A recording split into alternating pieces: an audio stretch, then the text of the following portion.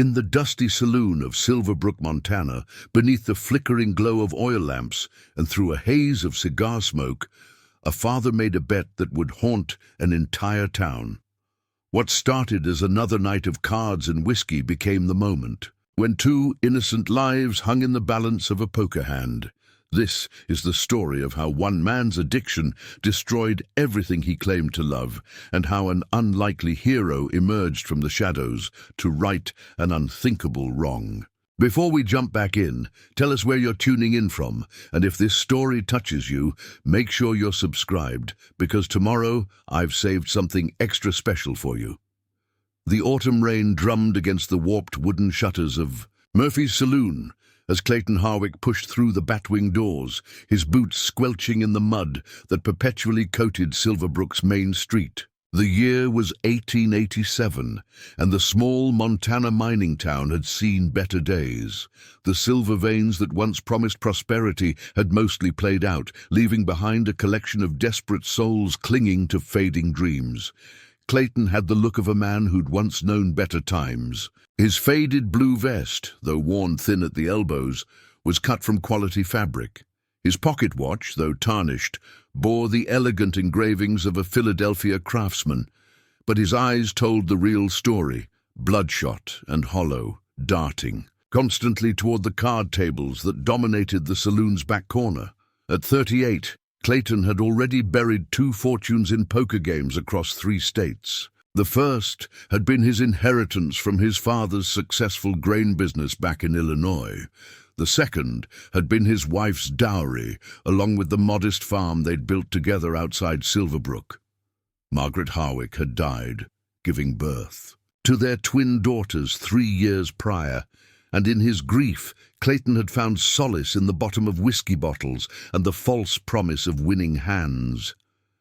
Now, those twin daughters, 7-year-old Emma and Sophie, were all he had left in the world. They waited for him each night in their cramped room above Henderson's general store, where Clayton worked sweeping floors and stocking shelves for barely enough to keep them fed. The girls had learned not to ask when Papa would come home, had learned to comfort each other when the hunger pangs grew too sharp, had learned to ignore the whispered conversations of the townspeople who watched them with pitying eyes. On this particular October evening, Clayton's pockets held exactly $4.37, their rent money due to Mrs. Henderson in the morning.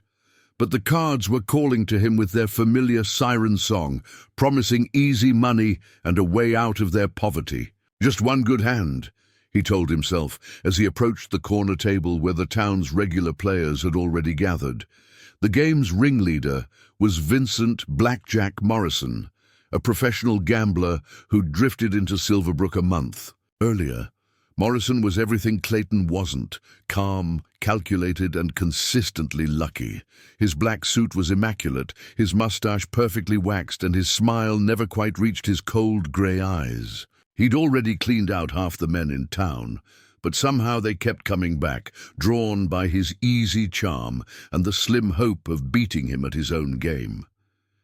Seated around the felt-covered table were the usual suspects: Doc Brennan, whose medical practice barely kept him afloat; Tommy Mueller, the blacksmith's son who'd inherited his father's shop but not his wisdom; and Jake Russell, a former ranch foreman whose drinking had cost him his job months ago. Each man wore the same desperate expression, the same foolish hope that tonight would be different. "Well, well," Morrison drawled as Clayton pulled up the empty chair. "Mr. Harwick joins us again. I was beginning to think you'd learned your lesson after last week's unfortunate losses." Clayton's jaw tightened at the reminder. Last week he'd lost Emma's winter coat money, forcing him to patch her threadbare jacket with scraps from Mrs. Henderson's sewing basket.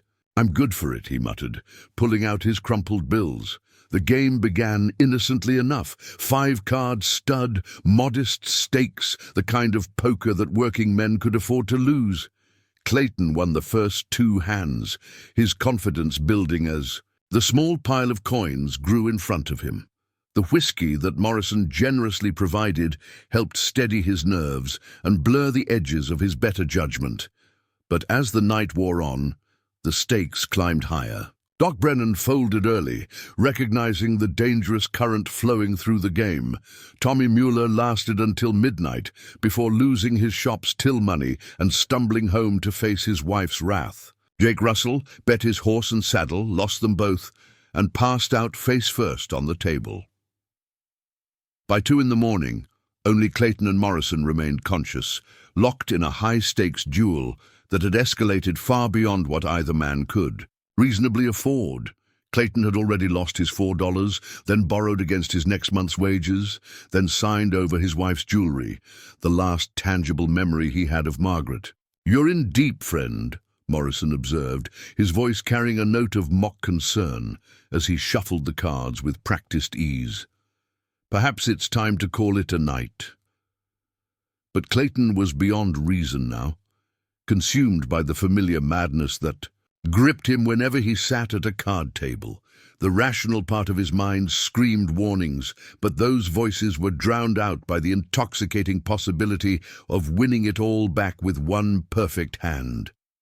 "I'm not done yet," Clayton slurred, swaying slightly in his chair. "One more hand, winner takes all." Morrison's smile widened, revealing teeth that gleamed like ivory in the lamplight. "I admire your spirit, but what could you possibly have left to wager? I've already cleaned you out." Clayton's mind raced through his meager possessions. The room above Henderson's store was rented. His clothes were worthless. His tools belonged to his employer. Everything of value had already been fed to Morrison's insatiable appetite for other men's losses. Then, through the whiskey haze and desperate panic, an idea formed. A terrible, unthinkable idea that should have been dismissed immediately by any decent father. But Clayton Harwick was no longer a decent father. He was a broken man enslaved by his addiction, capable of rationalizing any action that might keep him in the game. "I have something," he said slowly, his voice barely audible above the storm outside. "Something worth more than all the money in this room." Morrison leaned forward, intrigued despite himself.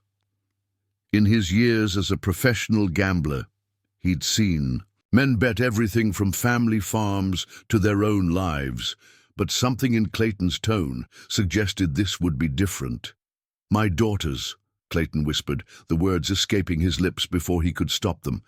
"Emma and Sophie, 7 years, old, healthy, smart as whips. They'd be worth their weight in gold to the Wright family."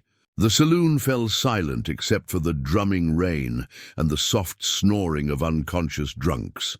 Even the bartender, who'd been pretending not to listen, stopped wiping glasses and stared in horrified disbelief. Morrison's expression didn't change, but something flickered in those cold grey eyes, a predatory gleam that would have chilled Clayton's blood if he'd been sober enough to recognize it. "You're talking about human beings, Mr. Harwick, your own children. They're better off without me," Clayton rationalized, his words tumbling over each other in his haste to justify the unjustifiable. "I can't provide for them, can't give them what they need. Whoever wins them would be doing them a favor, giving them a real chance at life." The lie tasted bitter on his tongue, but he forced himself to believe it. He had to believe it, because the alternative was acknowledging that he was about to commit an act so monstrous that it would damn his soul for eternity. Morrison studied Clayton for a long moment, his fingers drumming silently on the table. When he finally spoke, his voice was soft as silk and twice as dangerous. "Very well, Mr. Harwick, one hand. Winner takes all, including your daughters." As the cards were dealt, neither man noticed the figure standing in the shadows near the saloon's entrance, watching the proceedings with growing horror and rage. The figure in the shadows stepped forward into the flickering lamplight, revealing the weathered face and silver badge of Sheriff Daniel Crenshaw. At 52, Crenshaw had seen enough of humanity's darkness to fill several lifetimes, but nothing had prepared him for what he'd just witnessed. His hand rested instinctively on the worn grip of his Colt .45, though he knew this situation called for something more delicate than gunplay. Crenshaw had been making his final rounds of the evening when the storm drove him to seek temporary shelter in Murphy's doorway. What he'd overheard through the thin walls made his blood run cold. In 23 years of wearing a badge across 4 different territories, he'd arrested claim jumpers, horse thieves, and cold-blooded murderers, but he'd never encountered a man willing to gamble away his own children. The sheriff's presence seemed to electrify the air in the saloon. Morrison's calculating eyes flicked toward the lawman, measuring threat levels and escape routes with the practiced ease of a man who'd fled from authority before. Clayton, deep in his whiskey-soaked delusion, barely registered the new arrival.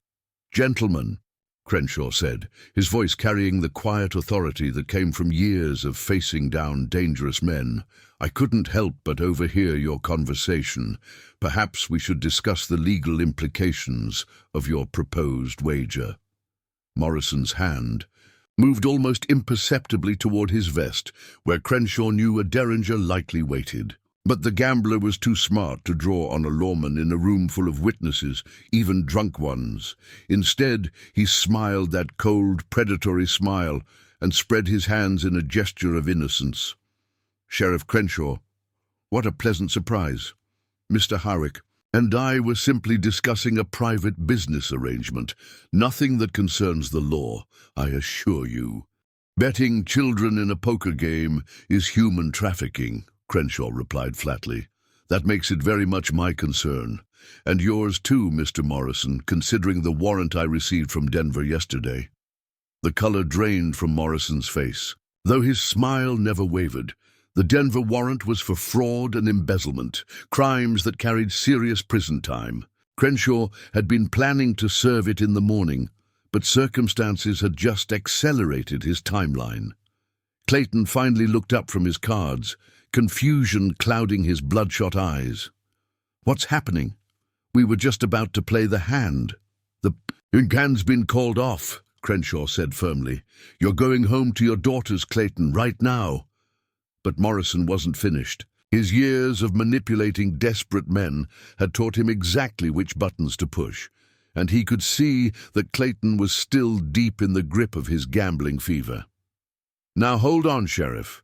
Mr. Harwick is a grown man, free to make his own decisions. If he wants to continue our game, that's between him and me." "Papa's been gone for 2 days," a small voice said from the saloon's entrance.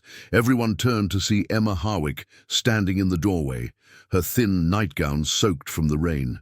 Her dark hair hung in wet tangles around her pale face, and her bare feet were muddy from running through the streets. Behind her, barely visible in the storm, stood her twin sister Sophie, clutching a ragged doll to her chest. The sight of his daughters should have sobered Clayton instantly, should have brought him crashing back to reality with the force of a physical blow. Instead, it only deepened his shame and fueled his desperate need to justify his actions. "Emma, go back to your room," he mumbled, unable to meet her eyes. "Papa's working." "We're hungry," Emma said simply. "Mrs. Henderson said you didn't pay the rent. She says we have to leave tomorrow." Preparing and narrating this story took us a lot of time, so if you are enjoying it, subscribe to our channel. It means a lot to us. Now, back to the story. The words hung in the air like an accusation. Everyone in the saloon could see the truth. Now, the hollow cheeks of malnutrition, the patched clothes, the way both girls huddled together for warmth and comfort. These weren't children who needed to be rescued from poverty. They were children who needed their father to stop creating it. Morrison sensed his advantage slipping away. The presence of the actual children made his proposed acquisition seem less like a business transaction and more like the monstrous crime it truly was. But he'd invested too much time and effort into breaking Clayton to walk away empty-handed now.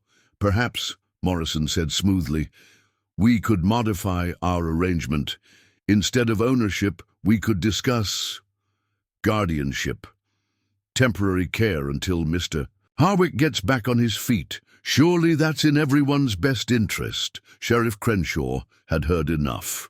He stepped forward, his boots echoing loudly on the wooden floor. The only arrangement being made here is between you and the inside of my jail cell, Morrison. You're under arrest. Morrison's hand finally moved toward his vest, but Crenshaw was faster. The sheriff's Colt appeared in his hand, with practiced ease, the barrel trained steadily on the gambler's chest. I wouldn't recommend it. Denver wants you alive, but I'm not particular about the condition you arrive in. The standoff lasted only seconds before Morrison raised his hands in surrender. He was a predator, but he was also a survivor, and he recognized when the odds had turned against him. This is highly irregular, Sheriff.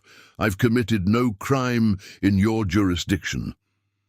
Conspiracy to traffic minors, attempted bribery of a public official, carrying concealed weapons without a permit. Crenshaw rattled off without lowering his gun. That's just what I witnessed in the last 5 minutes. I'm sure I can find more charges if I put my mind to it. As Crenshaw moved to arrest Morrison, Clayton's world began to crumble around him. The whiskey fog was finally lifting, replaced by a crushing awareness of what he'd almost done. He looked at his daughters, really looked at them, and saw not burdens to be wagered away, but the two most precious things in his life. Emma approached him cautiously, her small hand reaching out to touch his sleeve. "Papa, are you sick?" The innocence in her voice shattered something inside Clayton. He pulled both girls to him, his body shaking with sobs that came from somewhere deeper than grief. "I'm sorry," he whispered into their hair. "I'm so sorry."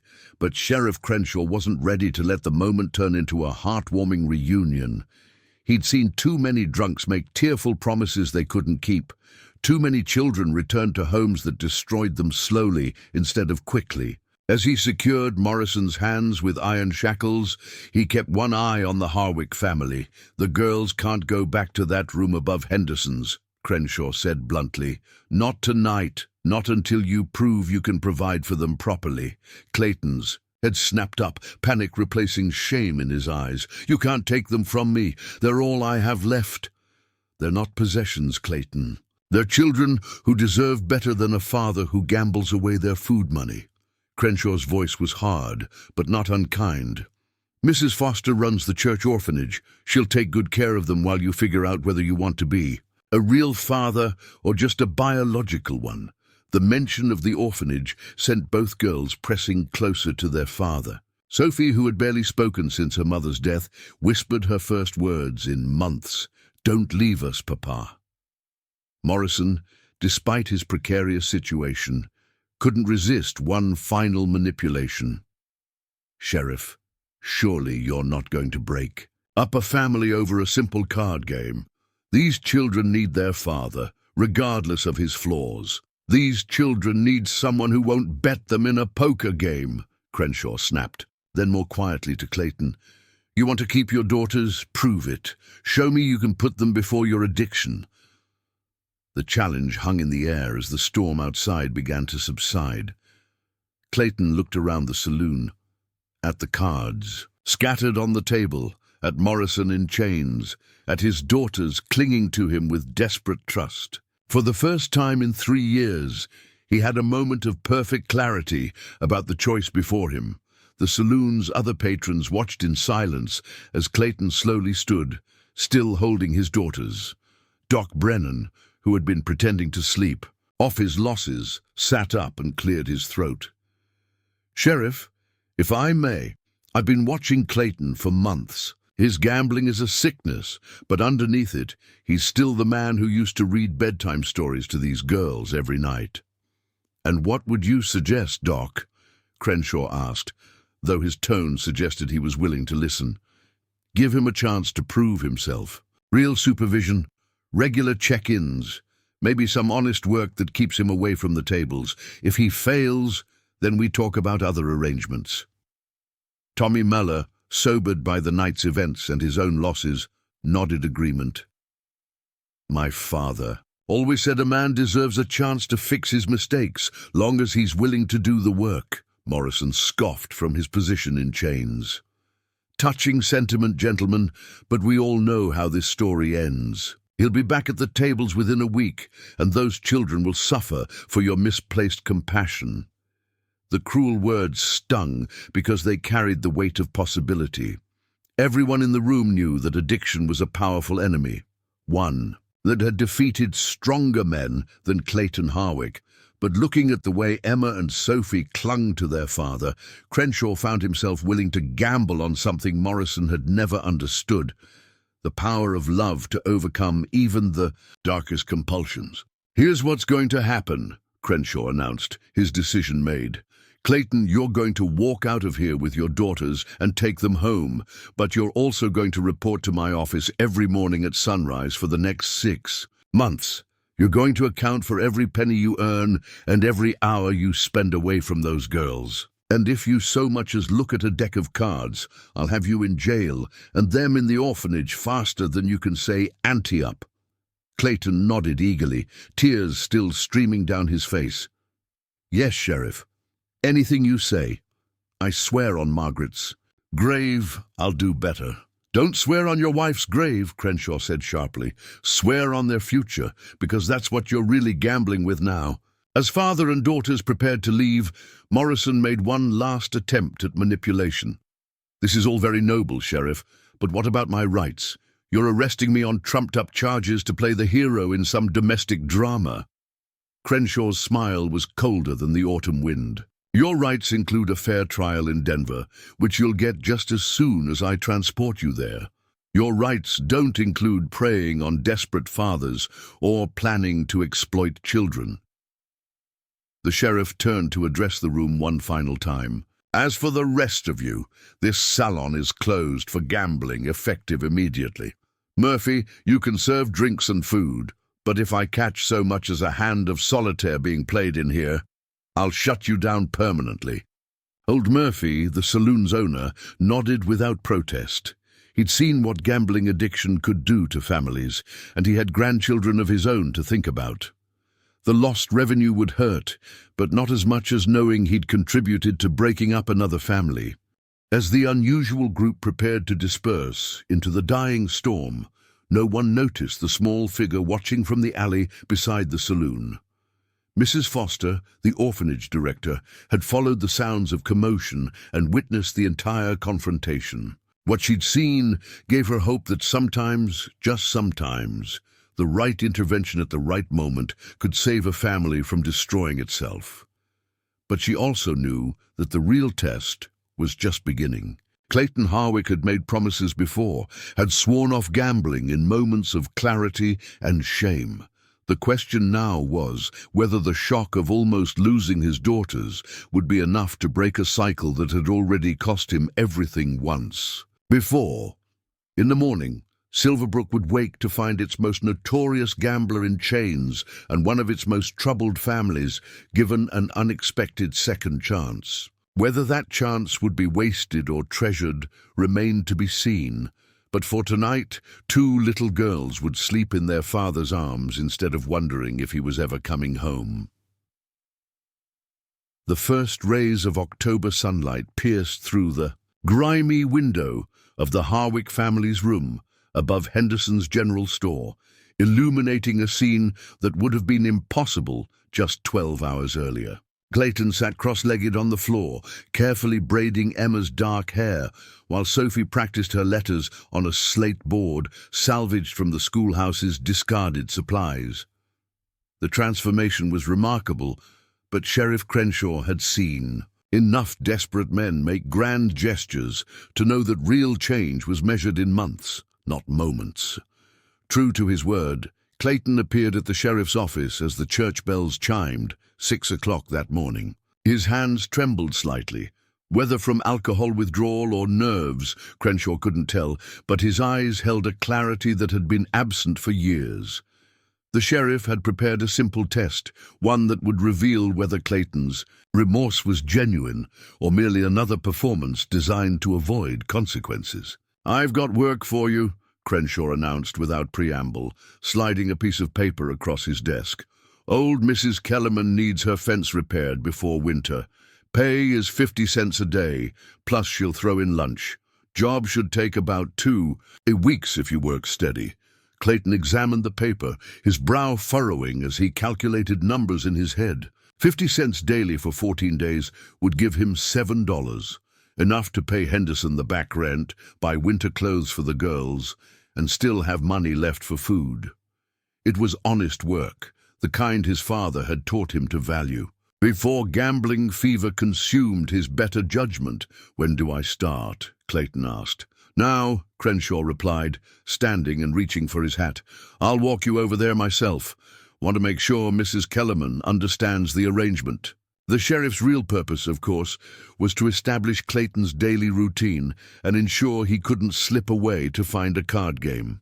Mrs. Kellerman, a widow in her 70s who'd buried 3 husbands and raised 5 children, possessed the no-nonsense attitude perfect for keeping a recovering gambler honest.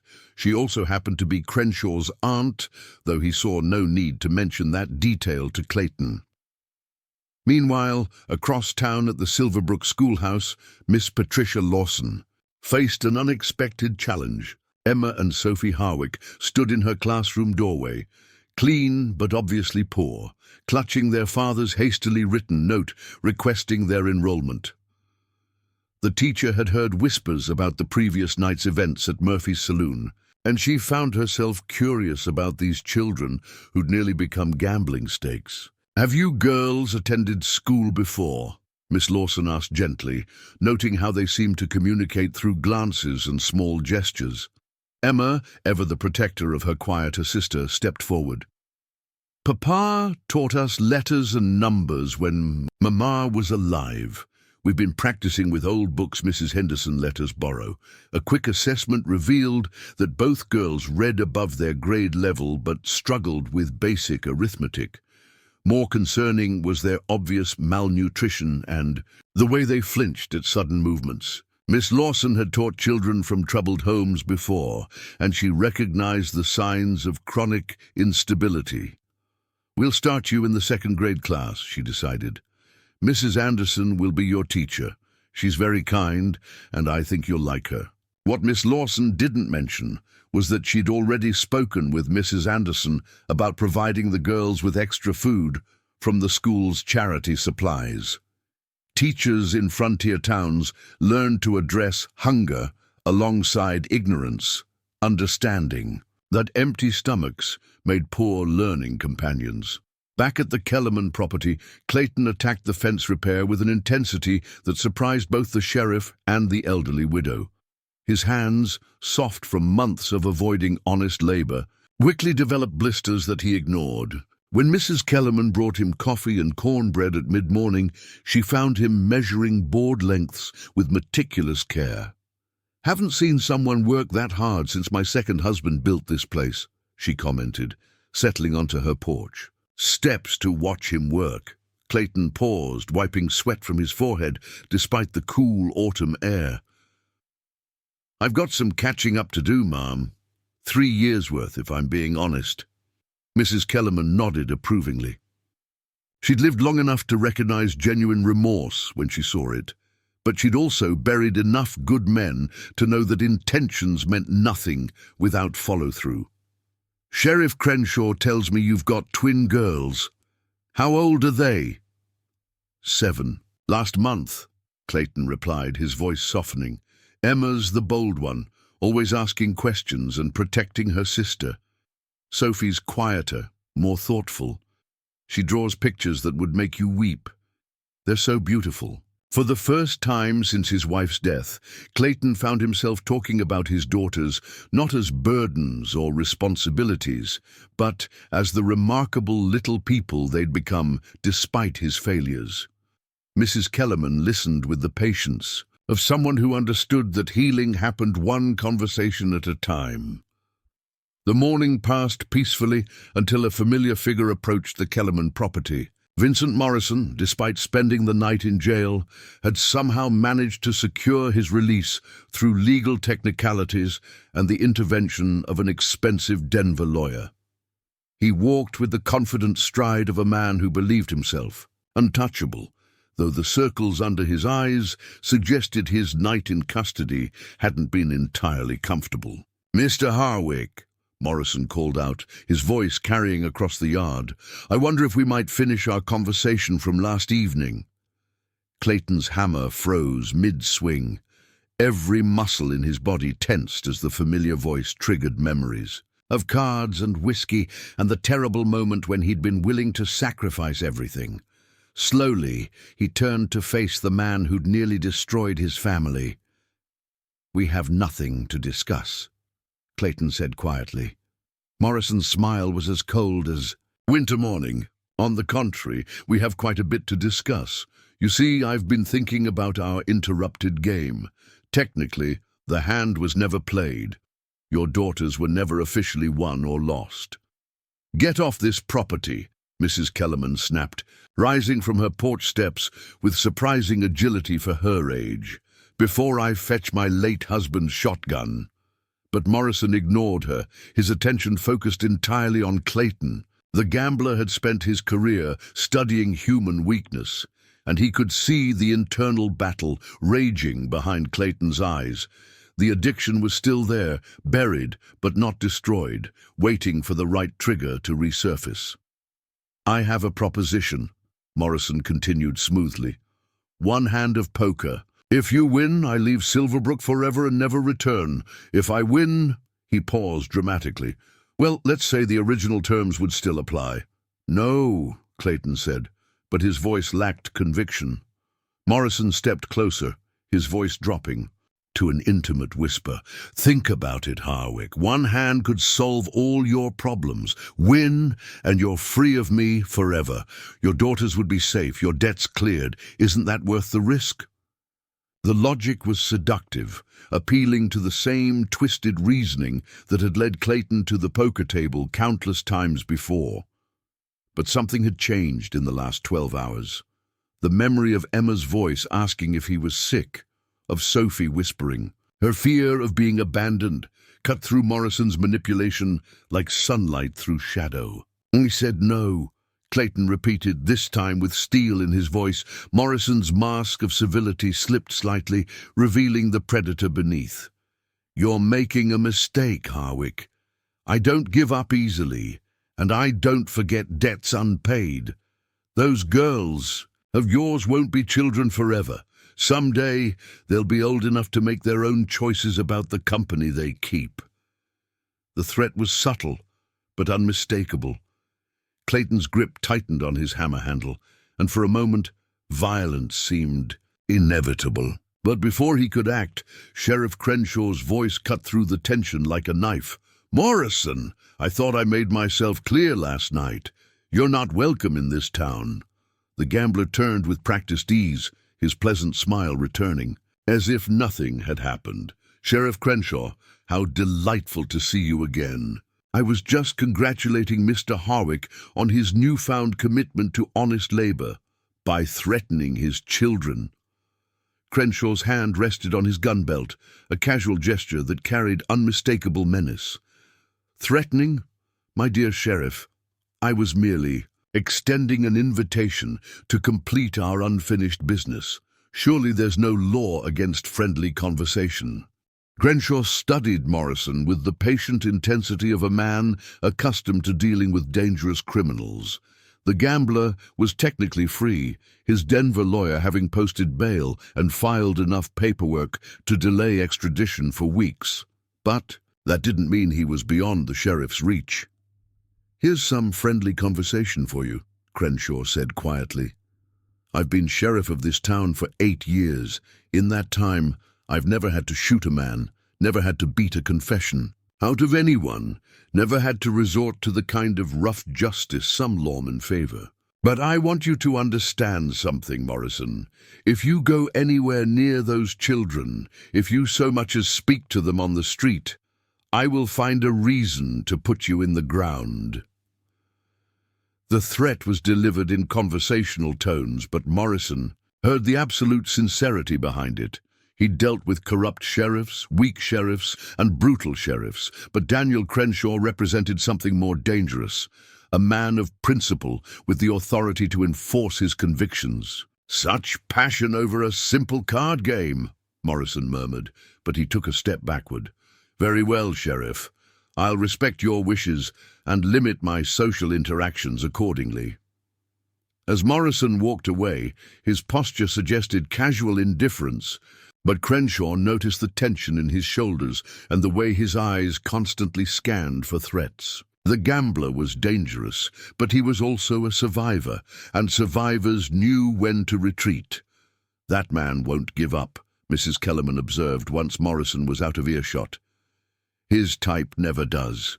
Clayton nodded grimly. He'd seen Morrison work. His psychological magic on other men had watched him systematically destroy lives with patience and precision. The threat to Emma and Sophie wasn't idle. It was a promise of future corruption, a plan to twist his daughter's innocence into something ugly and profitable. "Then I'll have to make sure he doesn't get the chance," Clayton said, returning to his work with renewed determination. The rest of the day passed without incident, but the encounter with Morrison had shifted something fundamental in Clayton's recovery. No longer was he simply trying to overcome his addiction for his own sake. Now he was fighting to protect his daughters from a predator who saw them as unfinished business. That evening, as the family shared a simple dinner of bread and beans in their cramped room, Emma surprised her father with a question that cut straight to the heart of his fears. "Papa, the man who came to see you today, is he the one who wanted to take us away?" Clayton nearly choked on his food. How had she known? Then he remembered that children in dangerous situations developed an almost supernatural awareness of threats, and his daughters had been living with uncertainty for too long not to recognize a new kind of danger. "Yes," he said simply, deciding that honesty served better than comforting lies. "But he can't hurt you now. I won't let him." Sophie looked up from her drawing, her dark eyes serious beyond her years.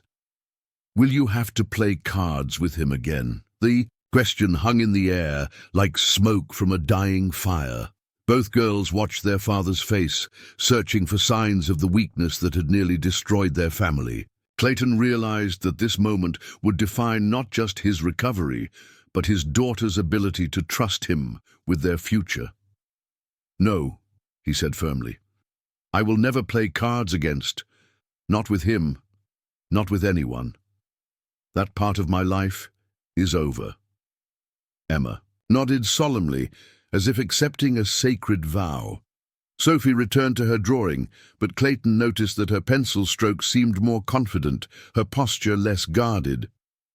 Later, after the girls had fallen asleep in their shared bed, Clayton sat by the window watching the empty street below. Somewhere out there, Morrison was planning his next move, waiting for weakness to reveal itself. The gambler had resources, connections, and the patient cunning of a career predator. But Clayton had something Morrison could never understand or duplicate, the fierce love of a father who'd almost lost everything and refused to make the same mistake twice. The battle for his daughter's future was just beginning, and this time he intended to win.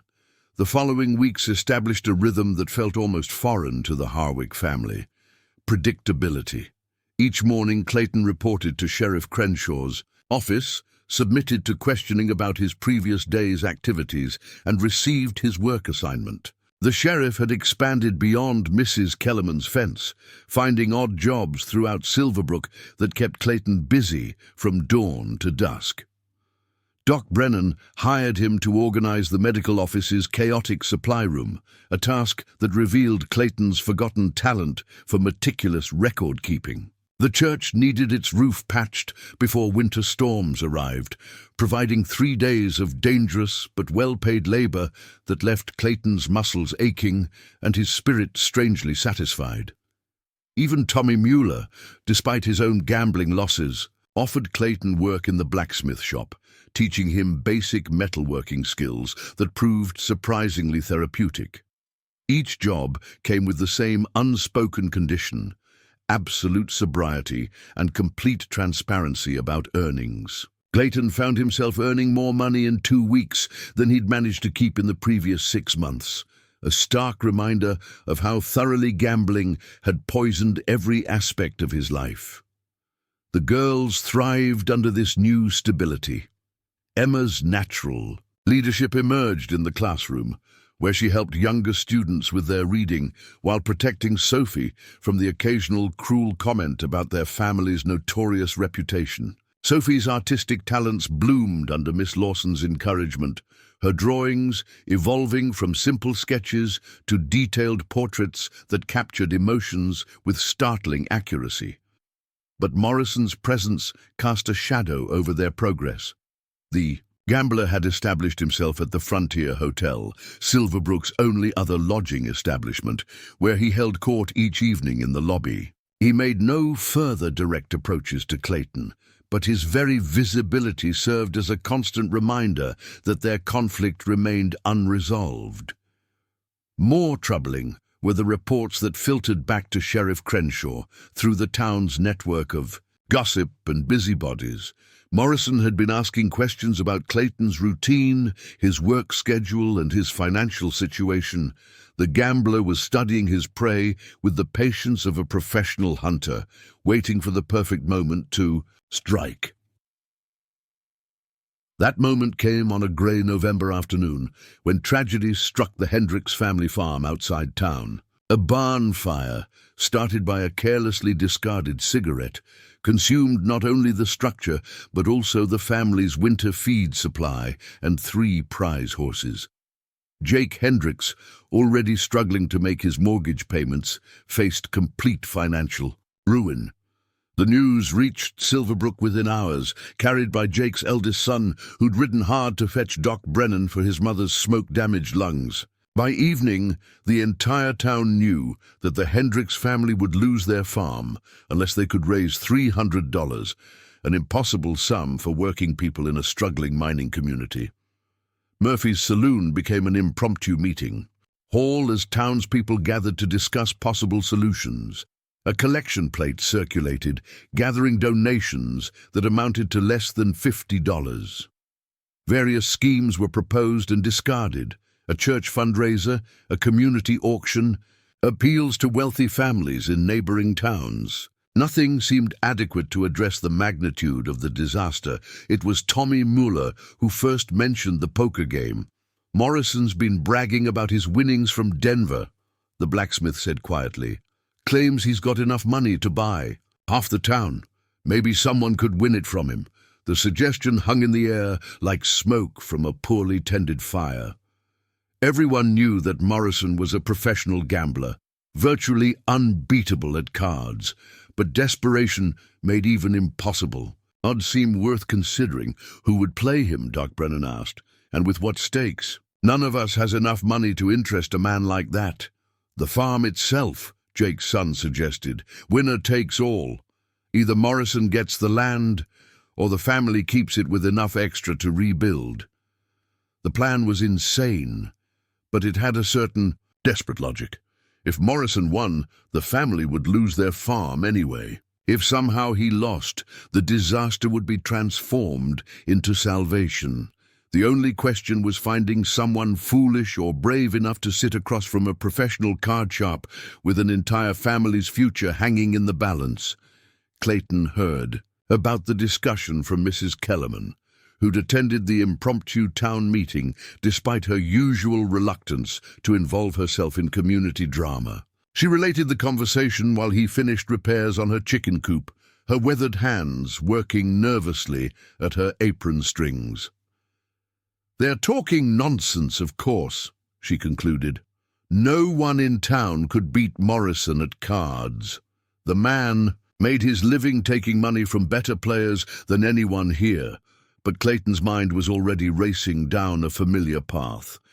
He knew Morrison's techniques, had studied the man's methods during their previous encounters. More importantly, he understood something about Morrison that the other townspeople missed. The gambler's weakness for psychological manipulation meant he sometimes took unnecessary risks when he thought he could humiliate an opponent. "Has anyone volunteered to play him?" Clayton asked, trying to keep his voice casual. Mrs. Kellerman's sharp eyes studied his face with uncomfortable intensity. "You're not thinking what I think you're thinking. Are you a boy?" Clayton didn't answer immediately. The rational part of his mind screamed warnings about the danger of returning to the poker table, about the risk of triggering his addiction just when his life was finally stabilizing.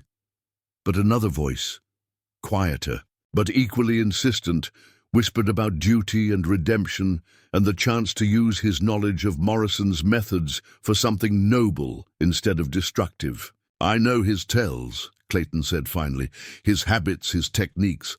I've lost enough money to him to understand how he thinks."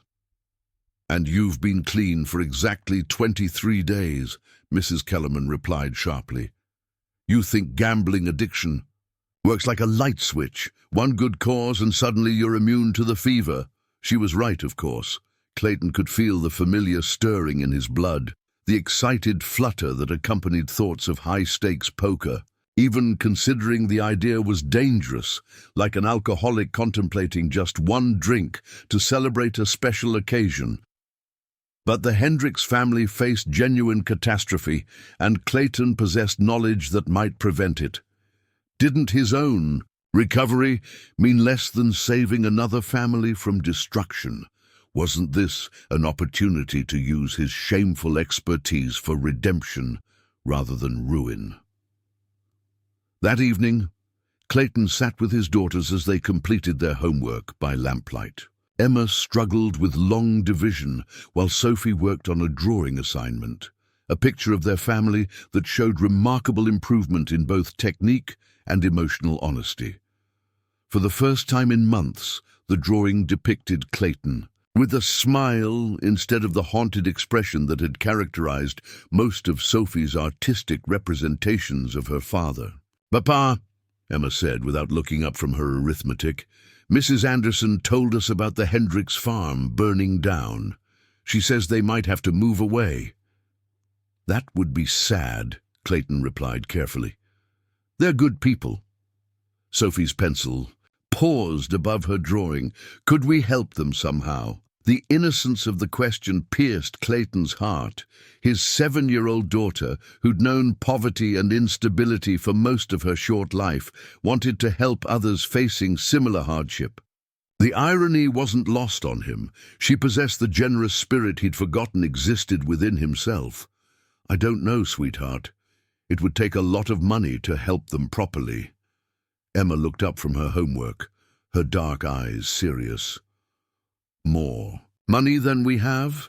"Much more." Sophie returned to her drawing, adding careful details to Clayton's face. "Maybe someone else will help them," she said, with the faith of a child who still believed the world contained more good than evil. Clayton watched his daughters work in comfortable silence, struck by how dramatically their lives had improved. In just 3 weeks, they had food every day now, warm clothes, the security of knowing their father would return each evening. Emma's constant vigilance had relaxed slightly, while Sophie spoke more freely and smiled more often.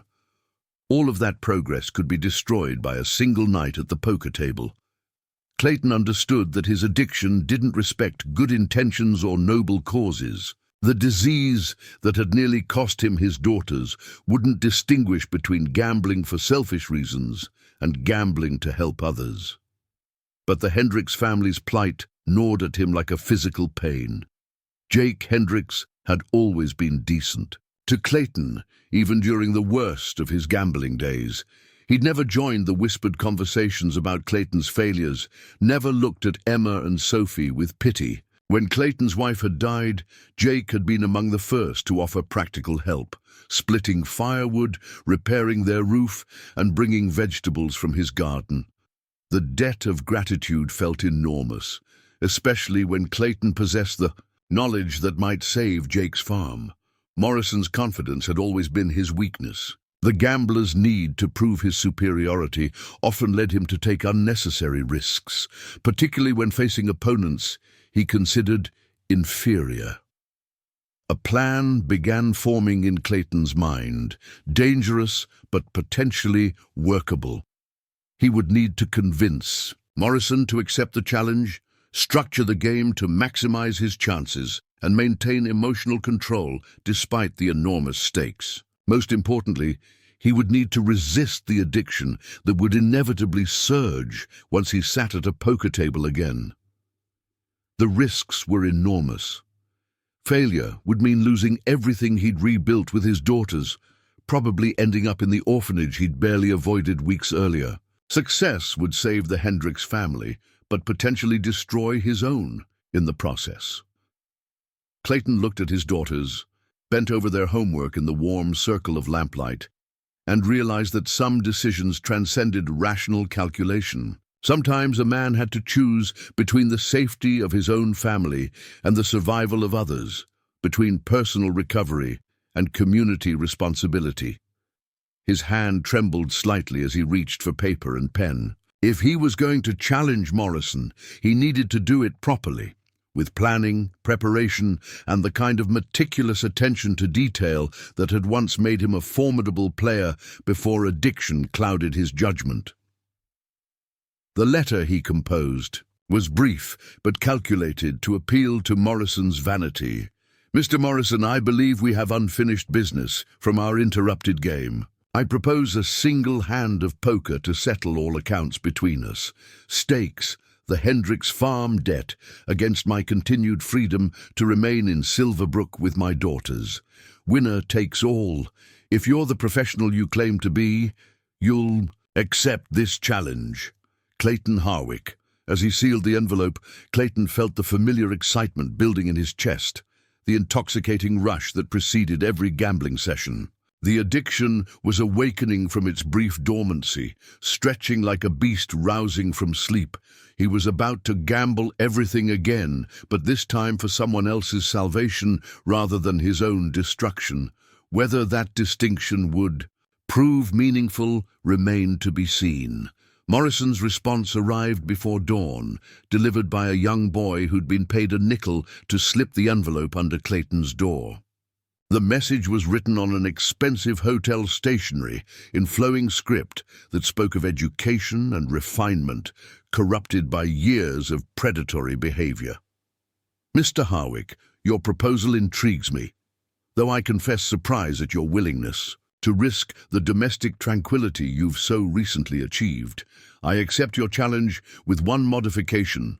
The game will be witnessed by Sheriff Crenshaw and other prominent citizens to ensure absolute fairness. Tonight at Murphy's Saloon, 8 o'clock. I do hope you've made arrangements for your daughter's care, as this evening may prove eventful. V. Morrison." The barely concealed threat in the final line made Clayton's blood run cold. Morrison wasn't just accepting a poker challenge. He was savoring the opportunity to complete what he'd started weeks earlier. The gambler viewed this as his chance to claim the prize that had been snatched away by Sheriff Crenshaw's intervention. Clayton read the letter 3 times before carefully folding it and placing it in his shirt pocket. Around him, his daughters continued sleeping peacefully, unaware that their father was about to risk everything they'd rebuilt together. Emma lay with one arm protectively draped over Sophie, even in sleep maintaining her role as guardian and defender. The morning routine proceeded normally on the surface, but Clayton felt as though he were watching his life through someone else's eyes. He prepared breakfast, braided Emma's hair, walked both girls to school, and reported to Sheriff Crenshaw's office with the punctuality that had become second nature. But underneath the familiar patterns, his mind raced through poker strategies and probability calculations. "You look troubled," Sheriff Crenshaw observed as Clayton stood awkwardly in the office doorway. "Something I should know about?" Clayton hesitated, weighing the consequences of honesty against the need for secrecy.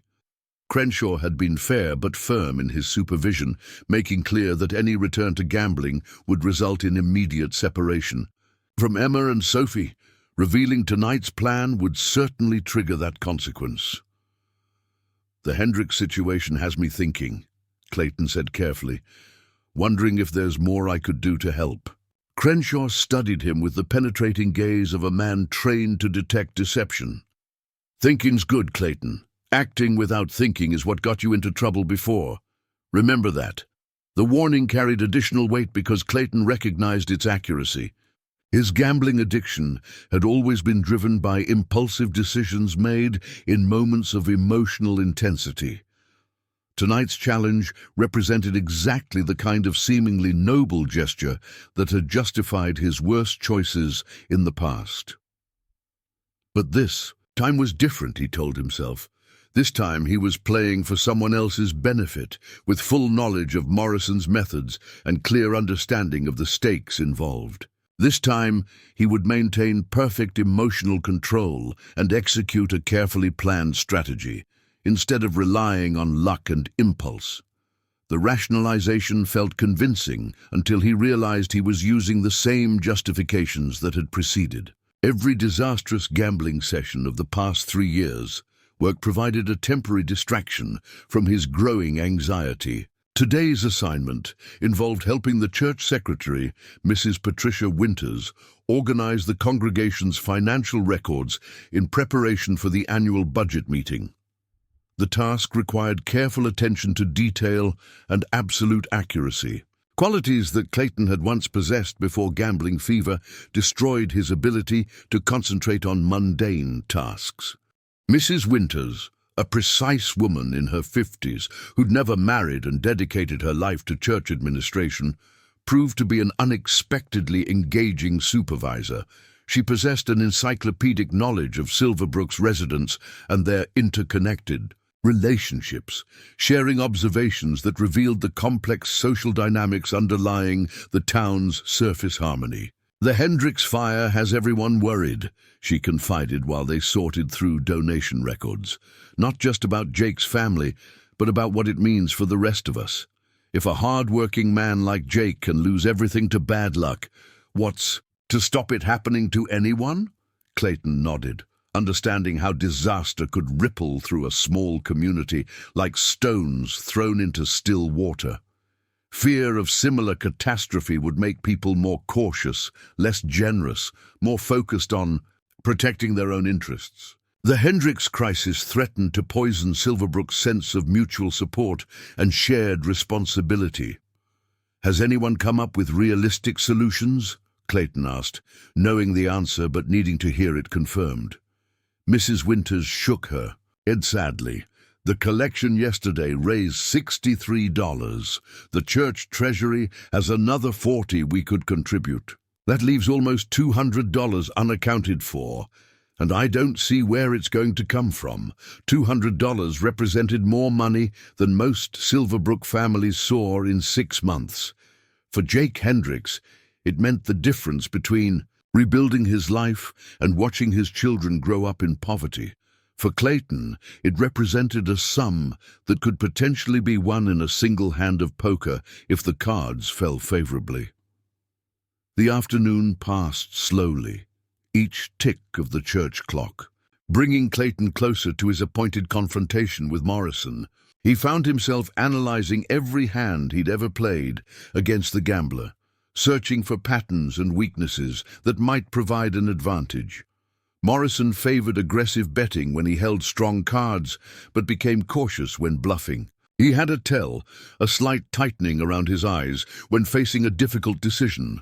Most importantly, his ego made him vulnerable to manipulation if an opponent could convince him that his professional reputation was being questioned. As 5 o'clock approached, Clayton realized he needed to make arrangements for Emma and Sophie's evening care. The girls expected him home for dinner, and their new routine of homework and bedtime stories had become a cornerstone of their recovered family life. Breaking that pattern without explanation would raise questions he wasn't prepared to answer. The solution came from an unexpected source.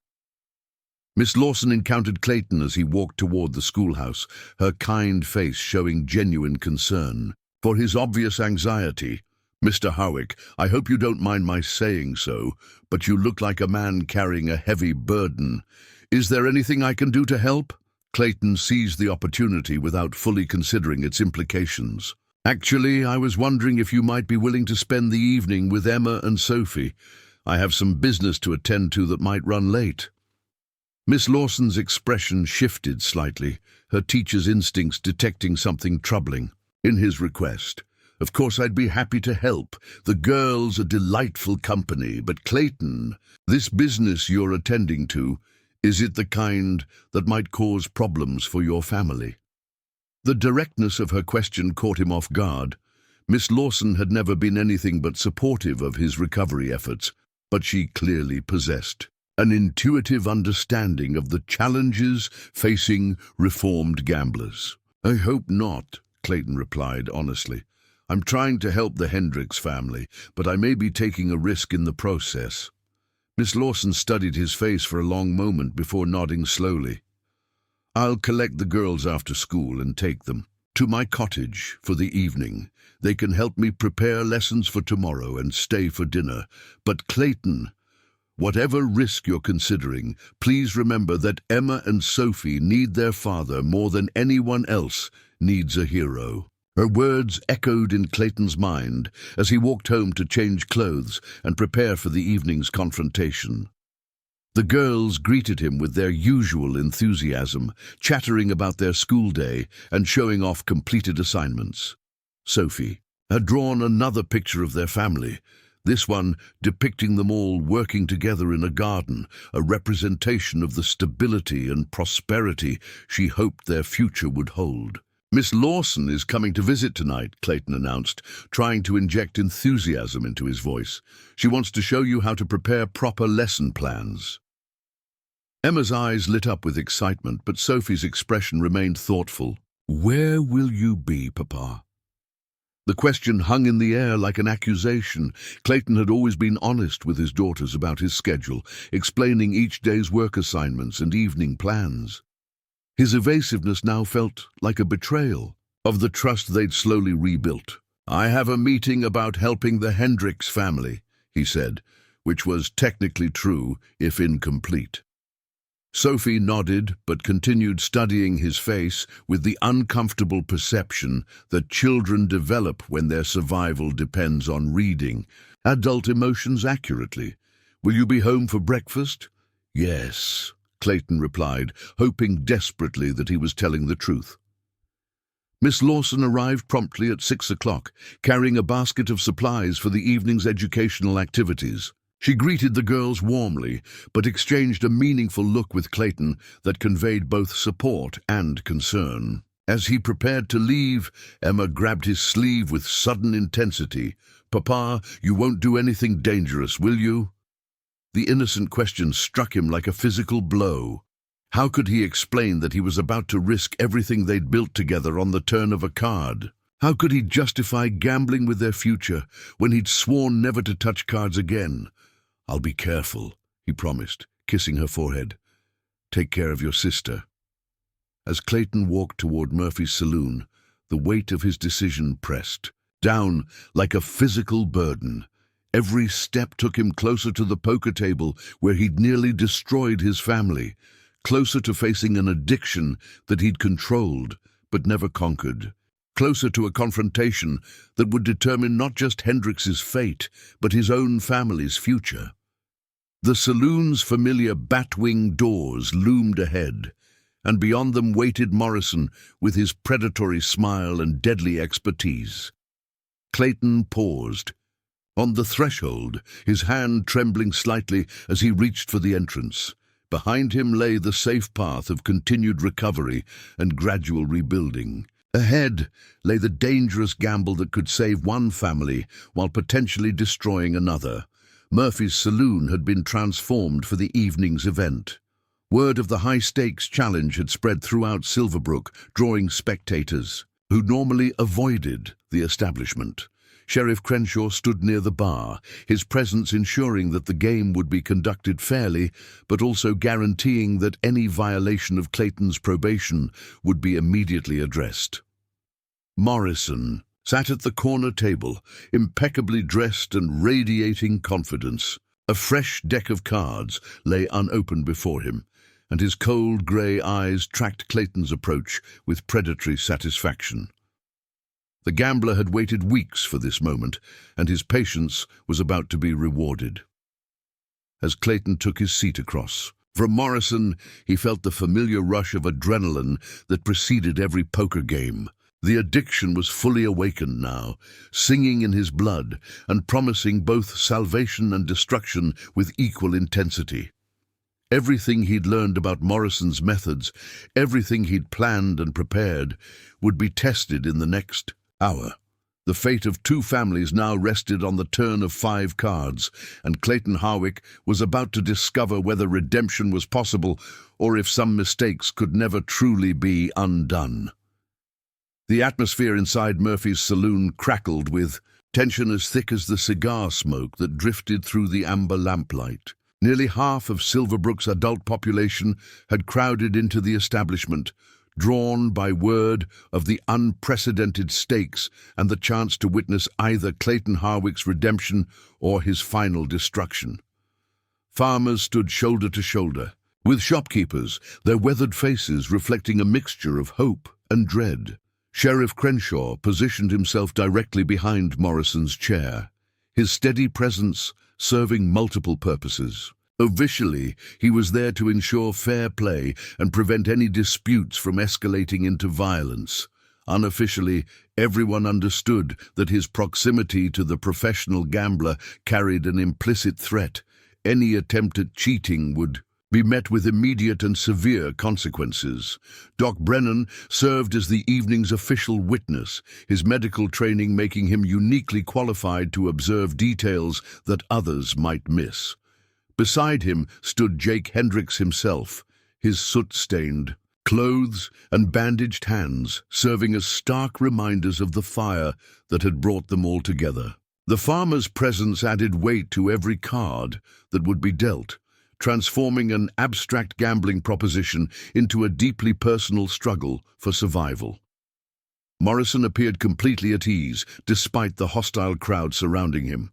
He'd faced angry mobs before, and had learned to thrive under pressure that would crush lesser men. His manicured fingers drummed a silent rhythm on the table's felt surface, while his cold grey eyes studied Clayton with the patient intensity of a snake preparing to strike.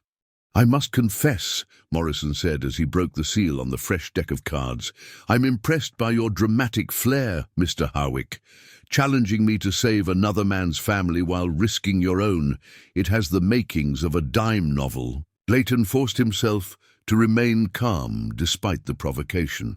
Morrison's psychological warfare had begun before the first card was dealt, an attempt to rattle his opponent's concentration and trigger the emotional instability that had characterized all Clayton's previous gambling sessions. "Just deal the cards," Clayton replied quietly. Morrison's smile widened as he began shuffling with the fluid expertise of a man who'd manipulated countless decks across thousands of games. His technique was mesmerizing, cards flowing between his hands like water, creating patterns that seemed to defy physics. The display was partly showmanship and partly intimidation, designed to remind everyone present that they were watching. "A master craftsman at work. 5-card stud," Morrison announced. "One hand, winner takes all. Mr. Harwick has wagered his continued residence in Silverbrook and custody of his daughters against my payment of the Hendricks family debt. Are these terms acceptable to all parties?" The formal declaration sent a ripple of murmurs through the crowd. Hearing the stakes spoken aloud made them seem even more outrageous than they'd appeared on paper. Clayton was betting his family's future on a single hand of poker against a professional card sharp, an act of either supreme confidence or suicidal desperation. "Acceptable," Clayton confirmed, his voice steadier than he felt. Jake Hendricks stepped forward, his weathered face etched with conflicted emotions. "Clayton, I can't let you do this for my family. The risk is too great." "The decision already made, Jake," Clayton replied, without taking his eyes off Morrison. "Your farm won't be the first thing I've lost to bad judgment, but it might be the first thing I've saved with good timing." Morrison dealt the first card face down to each player, his movements precise and economical. Clayton felt the familiar weight of pasteboard in his hands, the slight texture that separated high-quality cards from cheap imitations. His heart rate increased despite his efforts to remain calm, and he could feel the addiction singing in his blood like a siren's call. The second card came face up. Morrison received the Jack of Spades, a strong showing that drew appreciative murmurs from the crowd. Clayton's card was the Seven of Hearts, modest, but not without potential. In 5-card, Stud, the face-up cards determined betting order, giving Morrison the advantage of acting last. "Jack bets," Morrison announced, sliding a $20 gold piece into the center of the table. The bet was significant, but not overwhelming, calibrated to apply pressure without appearing reckless. Clayton studied Morrison's face for any tells he might remember from their previous encounters.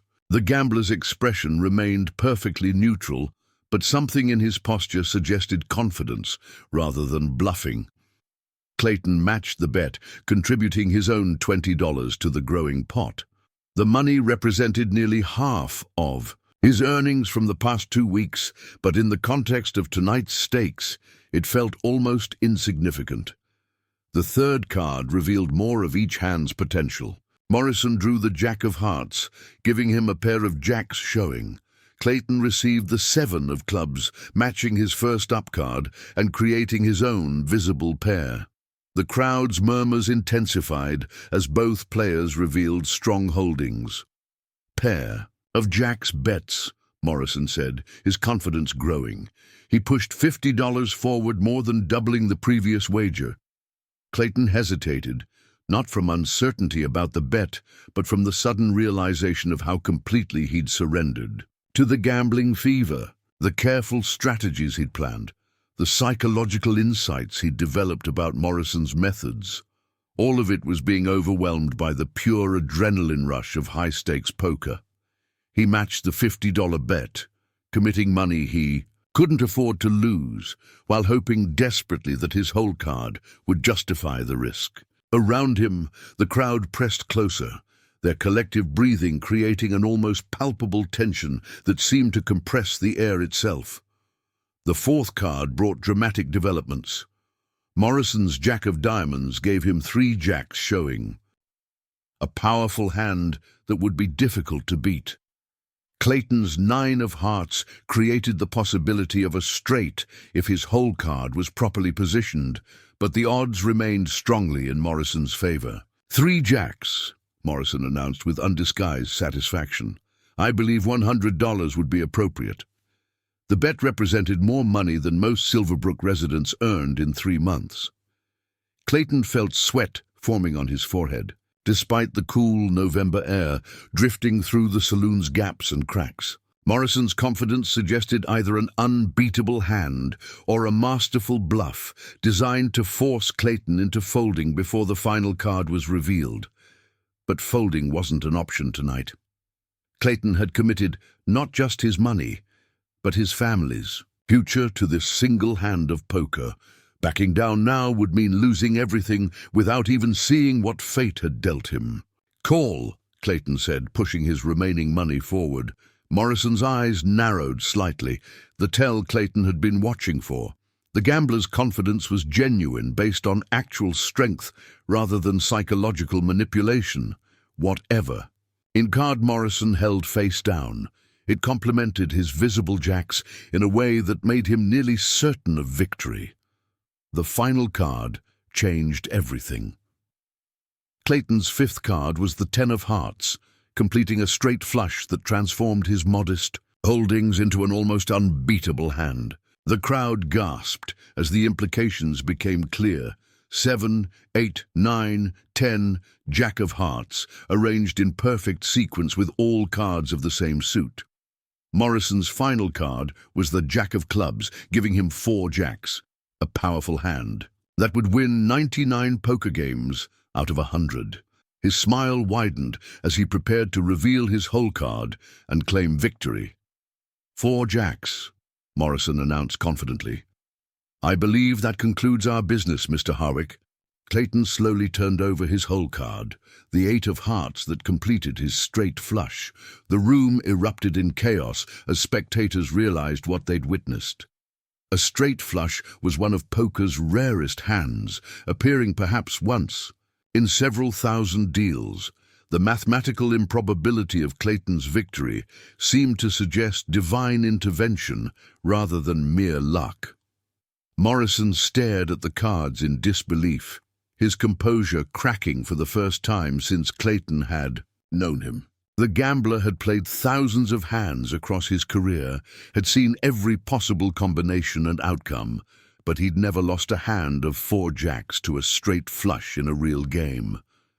"Impossible," Morrison whispered, his voice barely audible. Above the crowd's celebration, Sheriff Crenshaw stepped forward to examine the cards, his trained eye checking for any signs of manipulation or fraud. The deck was clean, the deal had been fair, and the outcome was legitimate despite its astronomical improbability.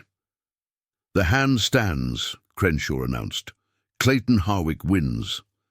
The crowd's celebration grew louder as the full implications of the victory became clear.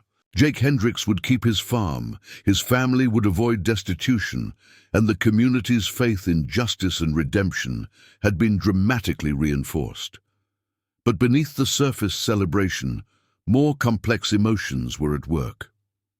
Clayton stared at his winning hand with a mixture of elation and terror. He'd achieved his goal of saving the Hendricks family, but he'd also experienced the most intense gambling high of his life. The addiction that he'd fought to control was now fully awakened, demanding more action, more risk, more of the intoxicating rush that came from winning against impossible odds. Morrison slowly stood from the table, his face pale, but his dignity intact. The professional gambler understood that losing was part of his business, though defeats of this magnitude were rare enough to be genuinely shocking. "Congratulations, Mr. Harwick," Morrison said with forced civility.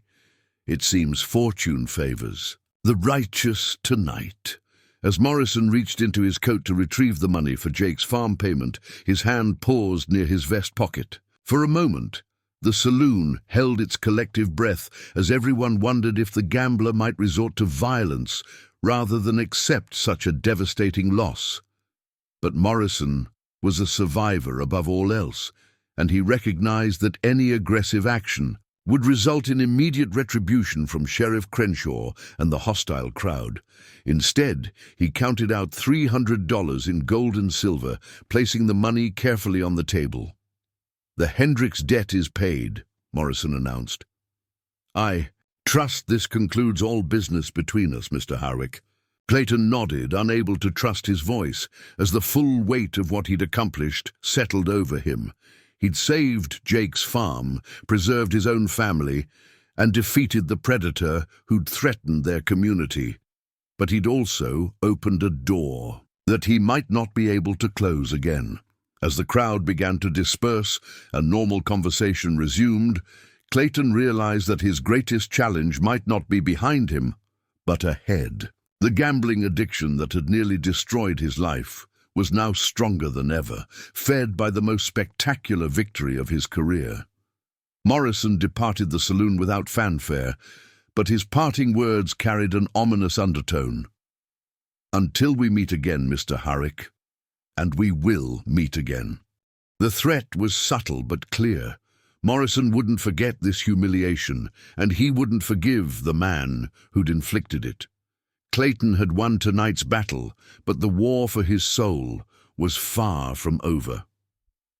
Jake Hendricks approached the table with tears streaming down his weathered face, his gratitude overwhelming his ability to speak coherently. Behind him, other townspeople offered congratulations and expressions of amazement at what they'd witnessed.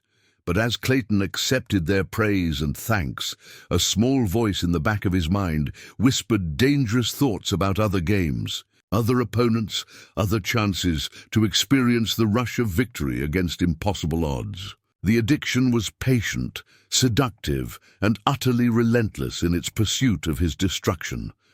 The evening had ended in triumph, But Clayton Harwick understood that his real test was just beginning. The walk home from Murphy's saloon felt surreal, like moving through a dream where familiar streets had been transformed by the weight of extraordinary events. Townspeople called out congratulations from darkened doorways, their voices carrying a mixture of celebration and disbelief. Clayton acknowledged their praise with distracted nods, his mind still reeling from the magnitude of what had transpired. The straight flush replay itself endlessly in his memory, 5 perfect cards arranged in mathematical poetry that had defied astronomical odds. The rush of revealing that final 8 of hearts, of watching Morrison's confident smile crumble into stunned disbelief, created a euphoric high that dwarfed any sensation Clayton had previously experienced. Even his wedding day, the births of his daughters, his first successful business venture, none had provided the pure, concentrated ecstasy of tonight's victory. That realization terrified him more than Morrison's threats ever could.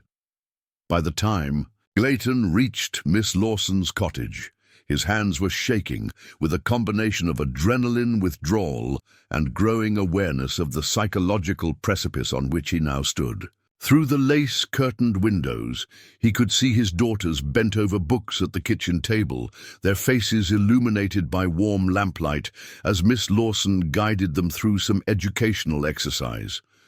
The scene represented everything he'd fought to rebuild: stability, nurturing, the simple domestic peace that had been absent from their lives for so long. Emma's animated gestures as she explained something to her sister, Sophie's quiet concentration as she practiced her letters, the comfortable intimacy of a family routine, it was precisely what he'd risked everything to preserve. But another part of his mind was already calculating odds, remembering the feel of cards in his hands, imagining other games and other opponents. The addiction whispered seductive possibilities. If he could win $300 in a single hand, what might be possible with higher stakes and better preparation? Morrison had been good, but he wasn't unbeatable.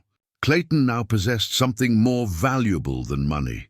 He had confidence backed by demonstrated skill. Miss Lawson answered his knock with a warm smile that faltered slightly when she saw his expression.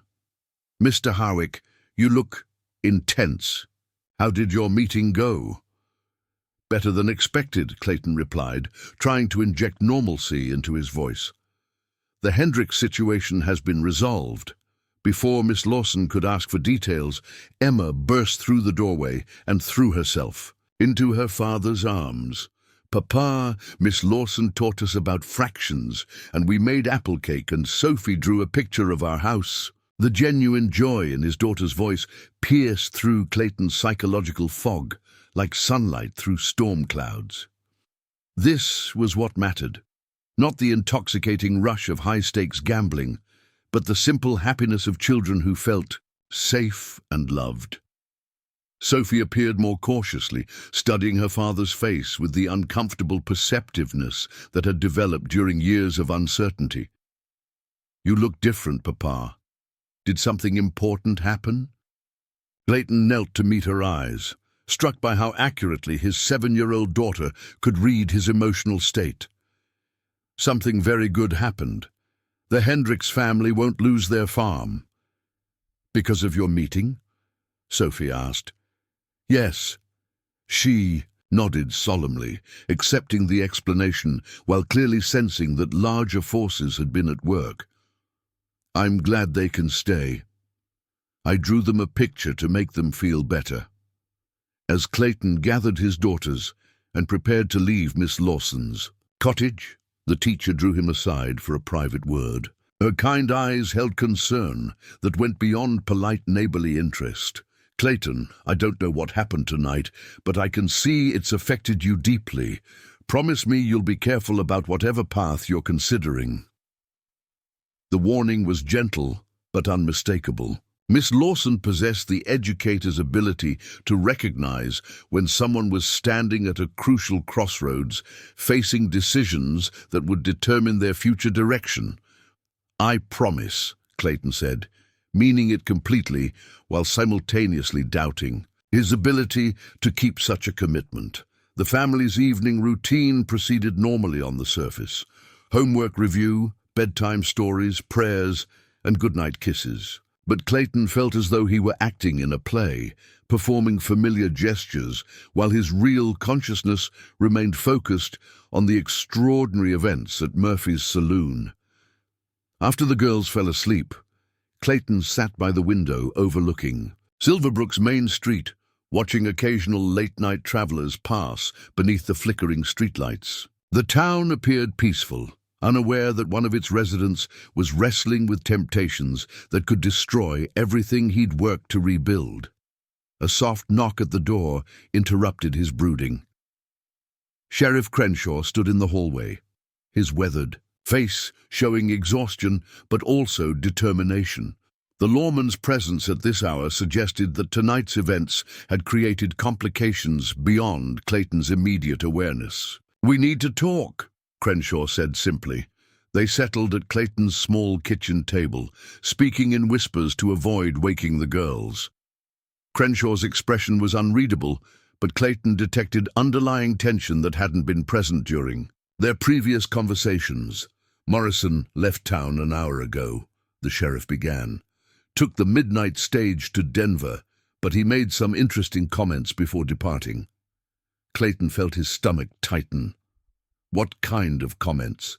"He claims tonight's game was irregular, that the odds of your winning hand were so astronomical that cheating must have been involved. He's threatening to file formal complaints with territorial gaming authorities." The accusation was absurd, but potentially dangerous. Professional gamblers possessed connections throughout the Western Territories, and Morrison's reputation could lend credibility to even unfounded allegations. If an investigation were launched, Clayton's newfound stability could be destroyed by legal proceedings, regardless of their ultimate outcome. "The game was clean," Clayton said firmly. "You witnessed every card dealt. I know that, and so does everyone else who was there tonight, but Morrison's accusations could still cause problems. More importantly, his departure doesn't end the situation. Men like Morrison don't forget humiliation, and they don't forgive public defeats." Crenshaw leaned forward, his voice taking on the tone he used when delivering serious warnings. "Clayton, you accomplished something remarkable tonight. You saved Jake's farm and proved you could control yourself under extreme pressure. But I'm worried about what comes next." "What do you mean?"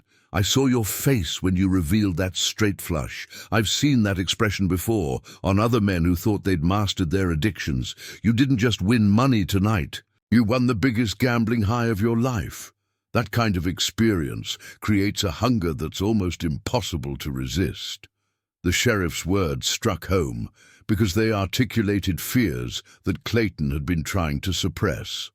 The victory over Morrison had indeed been intoxicating, providing a rush more powerful than anything he'd previously experienced.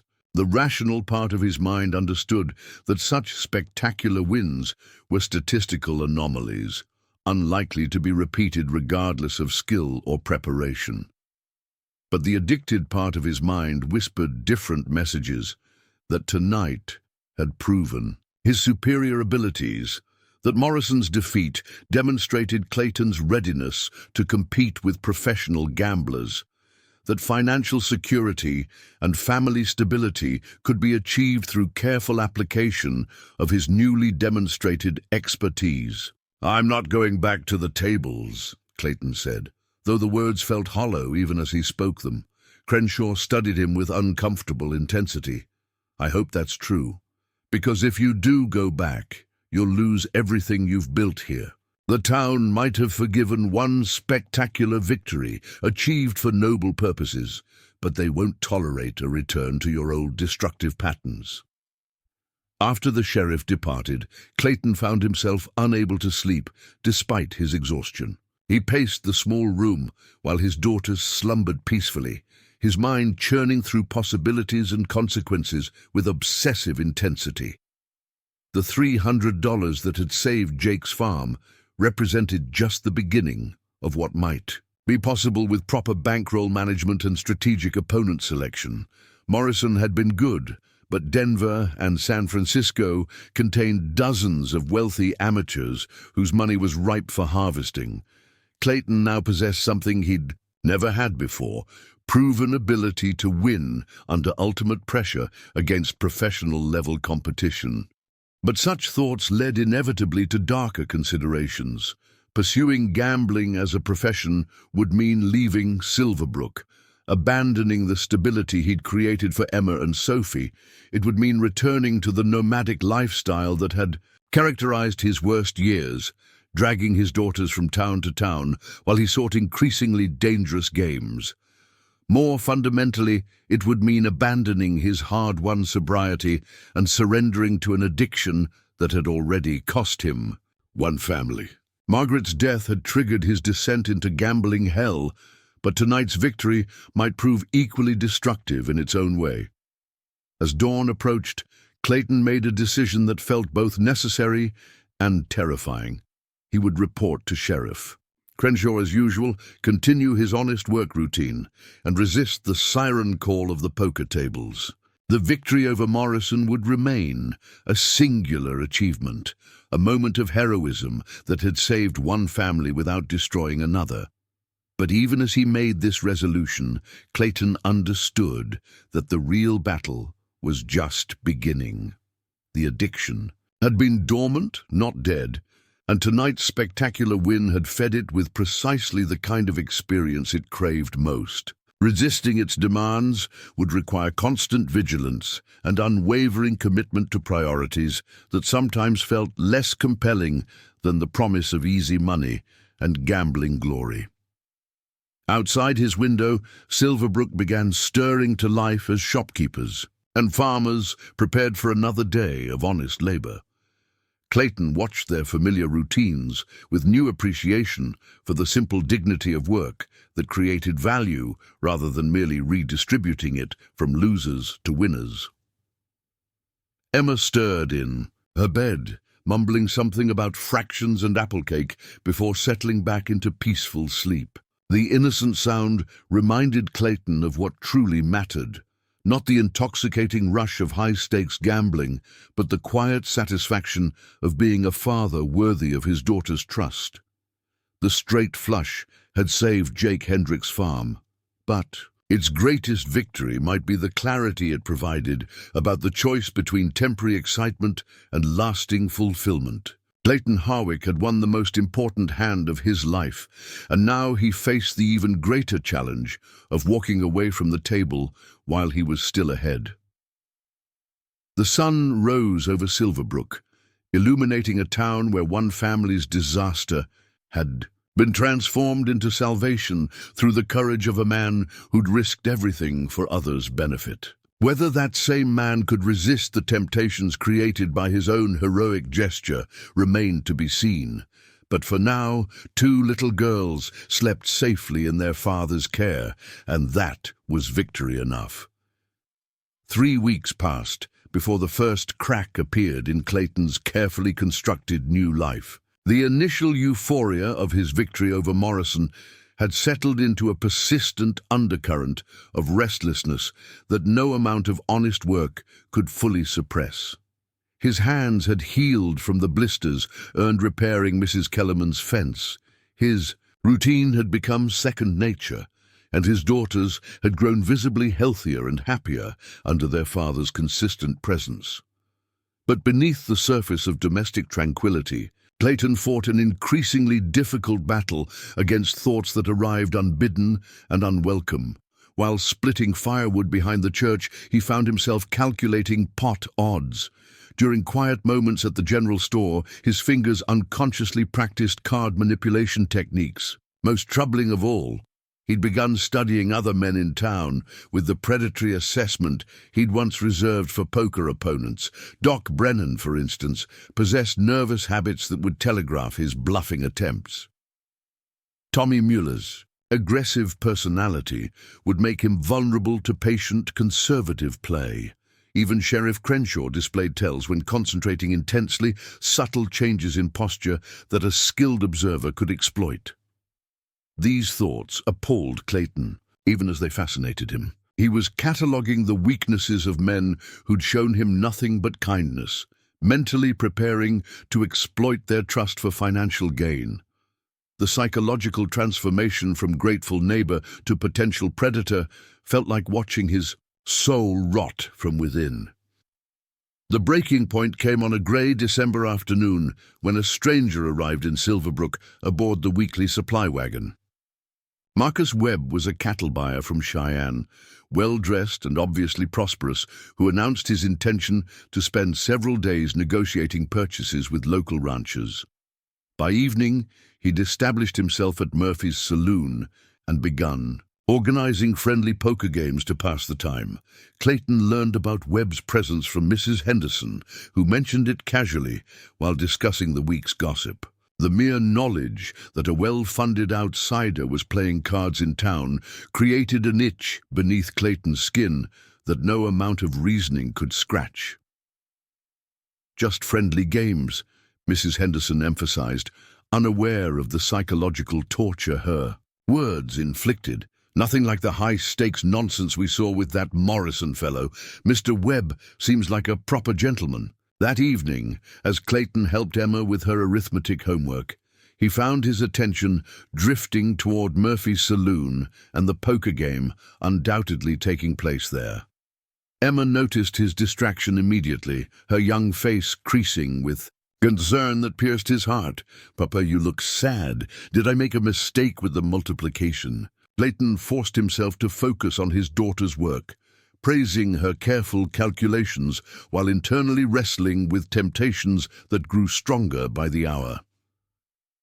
Emma's mathematical progress had been remarkable under his patient tutoring, and Sophie's reading skills had advanced to the point where she could tackle simple novels. Their academic achievements represented tangible evidence of the stability he'd created through honest work and consistent presence. But the poker game called to him with voices that drowned out rational considerations. Webb was an outsider, probably overconfident and certainly unfamiliar with local playing styles. A careful, conservative approach could probably extract $50 or $60 from the cattle buyer without arousing suspicion or creating animosity. $50 would buy winter boots for both girls, warmer coats, perhaps even a few books to supplement their education. The rationalization felt familiar and therefore dangerous.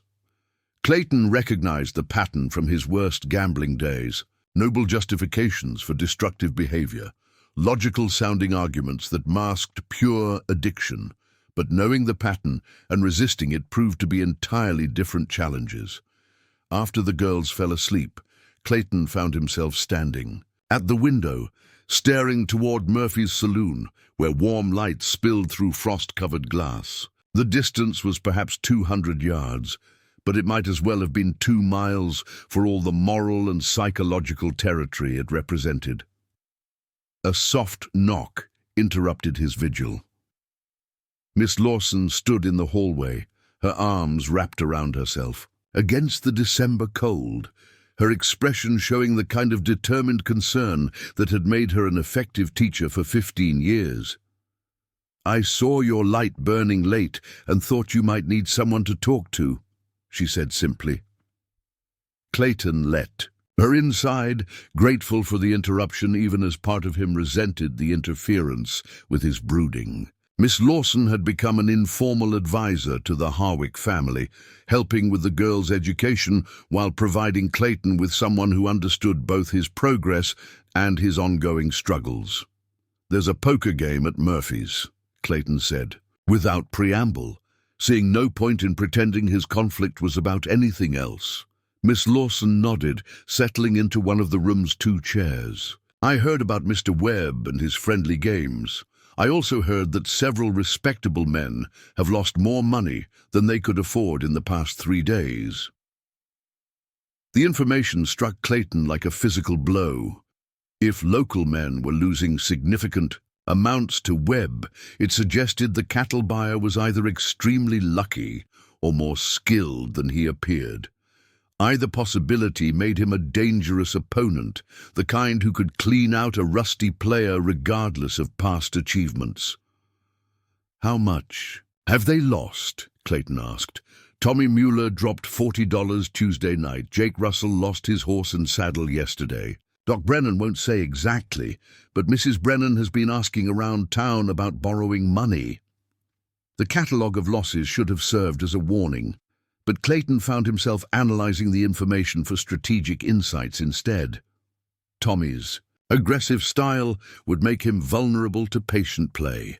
Jake's drinking problems meant he'd be easily manipulated during extended sessions. Doc Brennan's medical training suggested analytical thinking, but his recent losses indicated emotional decision-making under pressure.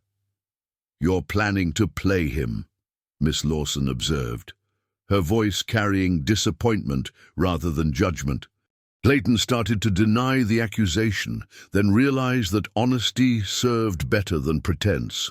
"I keep thinking about it. Webb is taking advantage of good men who've been kind to my family. Someone should teach him that Silverbrook isn't easy pickings. And you think you're the person to do that? I beat Morrison. I proved I could handle pressure and maintain control. Maybe I could get their money back." Miss Lawson studied him with the same penetrating gaze she used when evaluating students who'd given obviously false excuses for incomplete assignments. "Clayton, what you accomplished with Morrison was remarkable, but it was also an emergency situation with clearly defined stakes and community support. This is different." "How is it different?" "Because Morrison was a known predator threatening your family directly. Webb is just a businessman taking advantage of other people's poor judgment. You're not their protector. You're a recovering gambling addict looking for an excuse to return to behavior you know is destructive." The assessment was harsh but accurate. Clayton had been constructing elaborate justifications for what amounted to a simple desire to gamble again.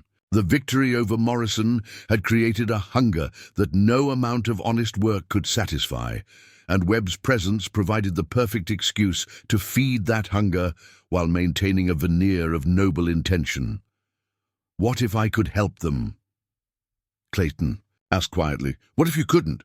What if Webb is better than Morrison, or luckier, or simply more prepared? What happens to Emma and Sophie when their father disappears into another gambling spiral?" The mention of his daughters cut through Clayton's rationalization like a knife through silk. Everything he'd rebuilt, every moment of progress they'd achieved together, hung in the balance of his decision. Miss Lawson was right. He wasn't considering this poker game to help others, but to satisfy his own psychological cravings. But even acknowledging the truth didn't diminish the temptation. If anything, understanding his motivation made the situation more difficult, because it forced him to confront the raw power of his addiction without comfortable illusions to soften the impact. "I don't know if I can resist this," Clayton admitted. Miss Lawson leaned forward, her voice taking on the tone she used when delivering difficult but necessary lessons. "Then you need to remove yourself from temptation until it passes. Take the girls and visit your sister in Butte. She's been asking you to come for Christmas anyway." Clayton's sister Margaret, named for his late wife, had indeed extended several invitations for holiday visits. She lived with her husband and 3 children on a successful ranch outside Butte, and she'd made clear that Clayton and his daughters would always be welcome. The journey would take them away from Silverbrook for at least a week, removing him from Webb's influence while providing the girls with a chance to reconnect with their extended family. The suggestion was logical, practical, and utterly unacceptable to the gambling addiction that had awakened with renewed hunger. Leaving town now would mean missing the opportunity to test his skills against Webb, possibly allowing the cattle buyer to continue exploiting local residents without opposition. "I can't run away every time temptation appears," Clayton said. "That's not really recovery. It's not running away if it's a temporary strategic withdrawal. Sometimes the wisest course is avoiding battles you don't need to fight. But Clayton's mind had already moved beyond Miss Lawson's advice, focusing instead on the practical considerations of sitting down across from Webb. The cattle buyer had been winning consistently, which suggested either extraordinary luck or systematic technique. If technique, then Clayton's knowledge of Morrison's methods might provide insights into Webb's approach. Professional gamblers often shared similar patterns, learned behaviors that could be recognized and countered by sufficiently experienced opponents. Miss Lawson seemed to read his thoughts in his expression. "You've already decided, haven't you?" Clayton wanted to deny it, to maintain the pretense that he was still weighing options and considering consequences. But the truth was that his decision had been made the moment he learned about Webb's presence in town. Everything since then had been elaborate self-deception, psychological theater designed to make his inevitable choice seem more palatable. "I think I have to try," he said quietly. Miss Lawson stood, her face showing the kind of resigned sadness that teachers felt when watching promising students choose destructive paths despite clear warnings. "Then I'll pray you're strong enough to walk away if things go badly." After she left, Clayton sat alone with his thoughts and the distant sounds of laughter drifting from Murphy's saloon. The poker game continued without him, but for how much longer? Webb would probably spend several more days in Silverbrook, providing multiple opportunities to join the action. The question wasn't whether Clayton would eventually succumb to temptation, but when and under what circumstances. Tomorrow, he decided. Tomorrow evening, after completing his work obligations and ensuring his daughters were safely settled for the night, he would visit Murphy's saloon and assess the situation firsthand. Not to gamble necessarily, but to observe Webb's methods and determine whether intervention was truly necessary. The rationalization felt thin even to his own mind, but it provided enough justification to allow sleep. Tomorrow would bring either redemption or ruin, and Clayton Harwick was no longer certain which outcome he feared more. The next morning dawned crisp and clear, with frost coating the windows in delicate patterns that sparkled like diamonds in the early sunlight. Clayton's routine proceeded normally on the surface.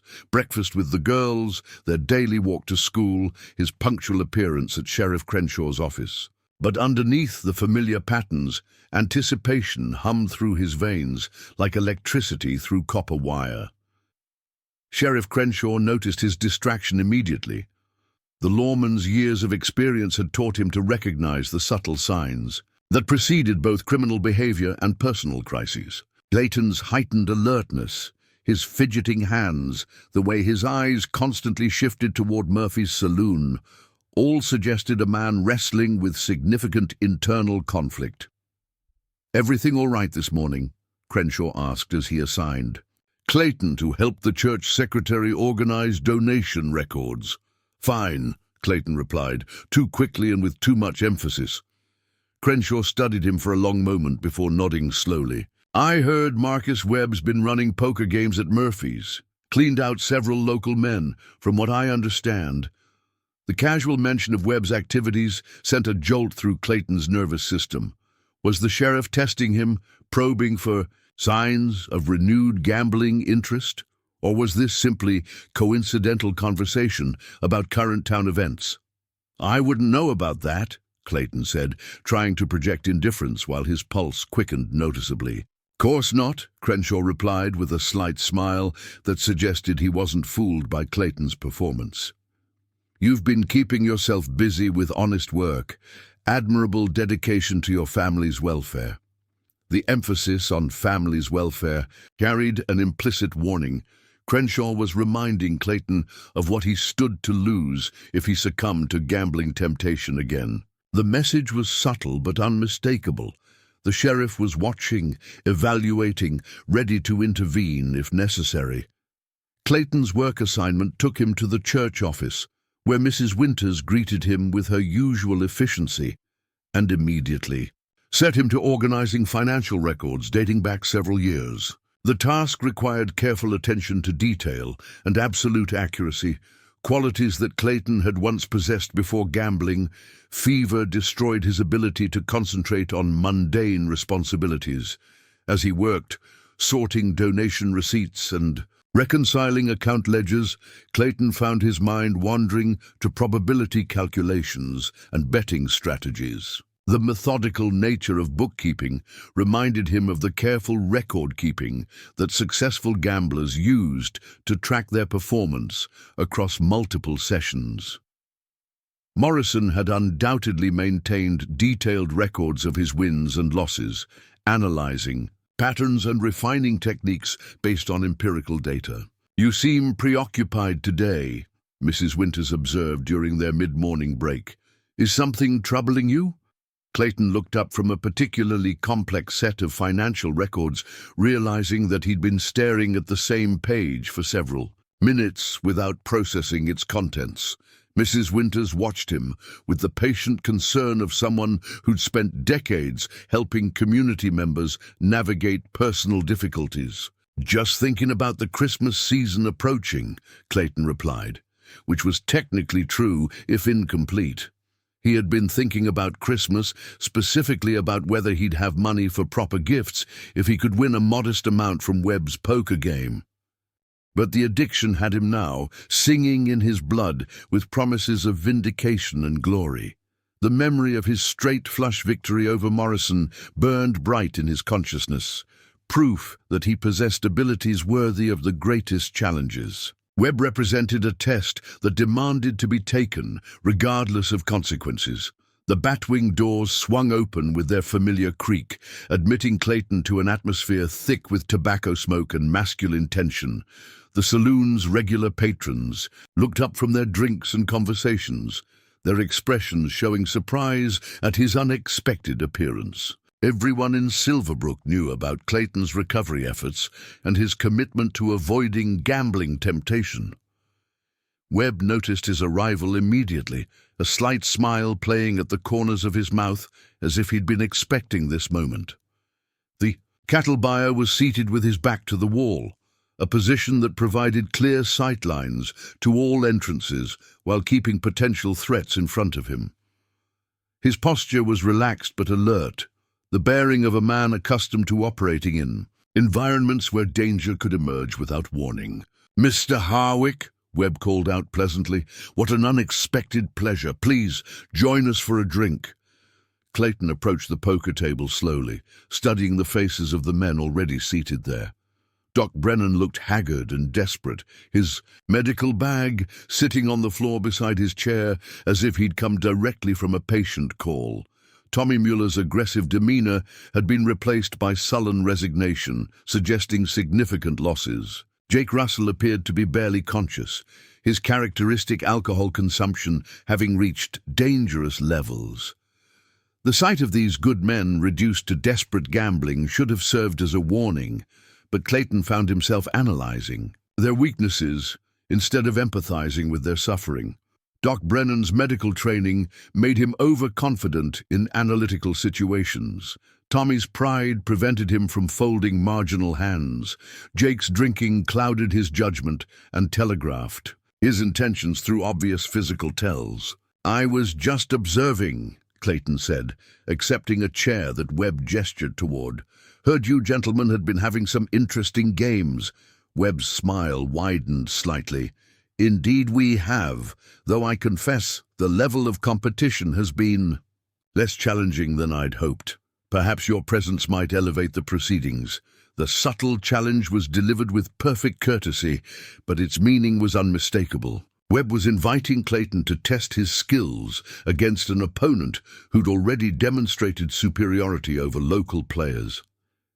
The cattle buyer's confidence suggested either extraordinary luck or systematic technique that had consistently generated positive results. "I'm not playing tonight," Clayton replied, though the words felt hollow even as he spoke them. "Of course not," Webb agreed easily, "though I imagine a man of your demonstrated abilities might find our little game educational." For the next Clayton maintained his observer status, while Webb systematically dismantled the opposition with surgical precision. The cattle buyer's technique was different from Morrison's psychological warfare approach, relying instead on mathematical superiority and perfect emotional control. He never bluffed unnecessarily, never bet emotionally, never allowed personal feelings to influence strategic decisions. Doc Brennan was the first to tap out, losing his remaining stake on a hand where Webb's careful play extracted maximum value from a marginally superior holding.